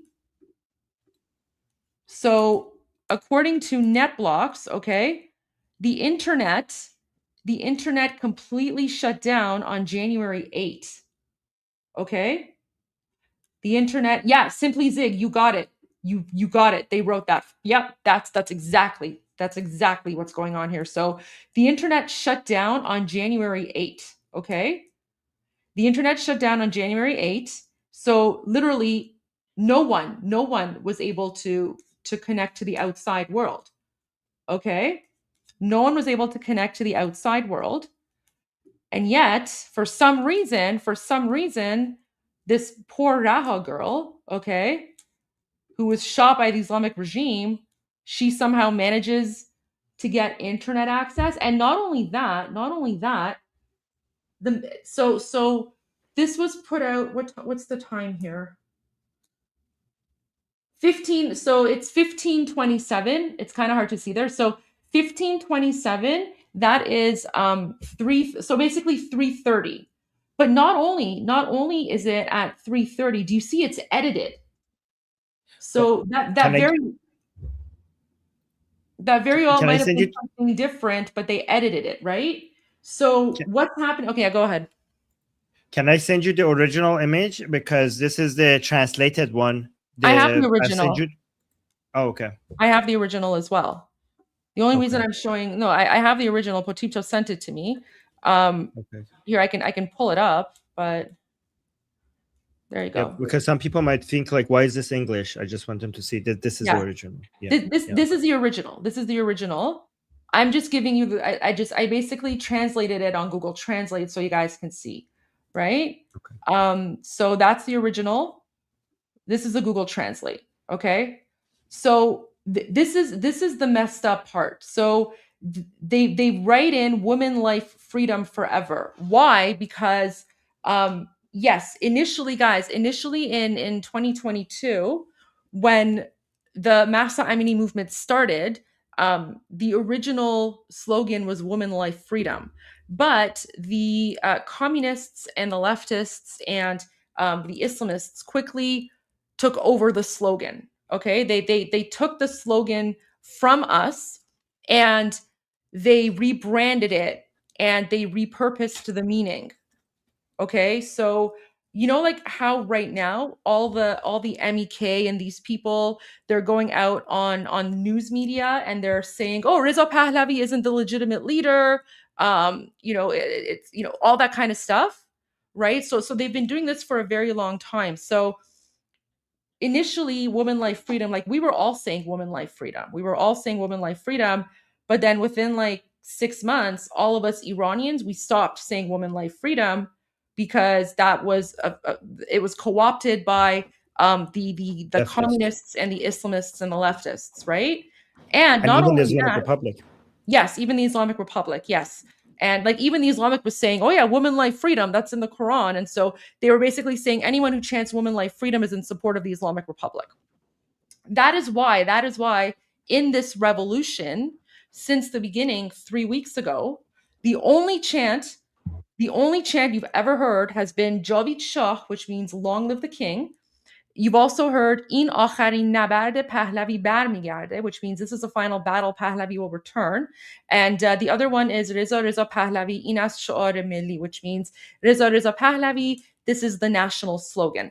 Why are Iranians saying this? Because that is the like that Reza Pahlavi is the one person they can't take away from us, right? They cannot take that away from us. However, by them, by the Islamic regime putting this message here, right, and saying, I just want to say woman, life, freedom forever, they're trying to paint a picture of her being against the Shah, and they're trying to paint a picture of her being murdered by the the pro-democracy Iranians, right? The pro-democracy Iranians. So that's basically what they're doing, because even in his like eulogy about her, and even in this, this is how the Islamic regime spreads propaganda. This is how they spread propaganda. So he's making it seem as if she was anti-Pahlavi, and he's making it seem as if people who support Pahlavi murdered her, right? حالا این نکته رو هم دقت بکن. من صدا آرمین رو ندارم، ببخشید. Did you show the message above it? Sorry, that she's against the booklet. آفرین، میخوام همینو بگم. اینا انقدر پس فطرتن که تو اون اسکرین شات فقط قسمت پایین رو گذاشته، چون قسمت بالا عملا حمایت این دختر از پهلویه. و نکته مهمتری که من دارم صحبت میکنم در موردش اینه که من خودم قلبم به خاطر رها فشرده است. ما ده‌ها هزار دختر داشتیم که توی این جریان اتفاق افتاده. چرا فقط روی یک نفر دارن زوم میکنن؟ و چقدر کار کثیفیه که تو بیای یک نفر رو خودت بکشی و خودت ازش سوء استفاده بکنی. ما با همچین اهریمنایی در طرفیم. و یه نکته دیگه، شما نسخه فارسی اسکرین شات رو ببین یه بار دیگه. نوشته که یک لحظه وصل شده ام و زیرش هم ادیت شده. درسته؟ کلمه شدم رو توی کانالش سرچ بکن، یک بار شدم رو اینطوری ننوشته این آدم.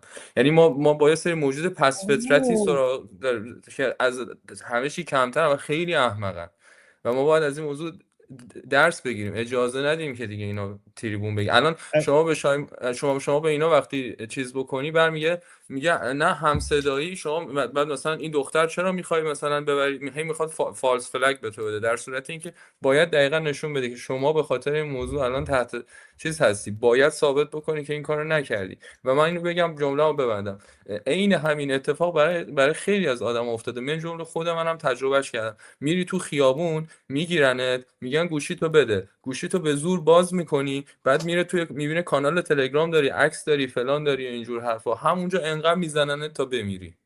و چیکار میکنن؟ تبدیلت میکنن به، یعنی رهای دختری که الان از دو طرف مظلوم مونده، هم کشتنش هم دارن ازش سوء استفاده میکنن و معلوم نیست قبل از اینکه کشتنش چیکار باش کردن. پاتیپ تو یه لحظه من فکر کنم یه چیزی رو درست خوندیم یا نخوندیم، اینجا باید چک بکنم قبل از اینکه گلی توضیح بده. خب چون اینجا به من توضیح بده، نوشته دفترچه اضطراری، شاید اینش هم شاید براش نوشتن، چون گفت نمیدونم، حالا شاید من دارم اگه درست نخوندم بهم دفترچه اضطراری که برنامه تیم آقای پهلوی برای گذار است، نوعی دستورالعمل برپایی استبداد از طریق مدیریت بحران است. داره میگه دفترچه برای برپایی استبداده. این فقط پست آقای رضا یعقوبی رو فوروارد کرده اون تو نصر فوروارد خودش کرده. نیست. آفرین. میدونم مسئله ولی به نظر من فکر کنم اینو براش فوروارد کردن که ادای اینو در بیارن که بگن که علیه دفترچه بوده. یعنی تاریخش دقیقاً ساعتش 11:20 روز قبله که همچنان ما اینترنت رو ساعت 10 قطع کرده بودیم. خیلی خب پس اینم جعلیه. این قبلیش هم جعلیه. این قبلیش هم ضد پهلویه. ببین دقیقاً اینو باید در نظر بگیریم که این تئوریه، ثابت نشده، نمیتونیم بگیم این اتفاق افتاده یا نه. ولی مسئله اینه که ما به نظر میرسه. ولی پس قبول داری که این قبلیش هم به نظر میرسه که ضد پهلویه؟ یعنی حالا من نمیگم چیزی من قبول دارم که نه تنها این دختر بلکه هر کی توی اون خیابون بود حداقل این بود که اون لحظه که همه داشتن فریاد میزدن جاوید شاه و پهلوی،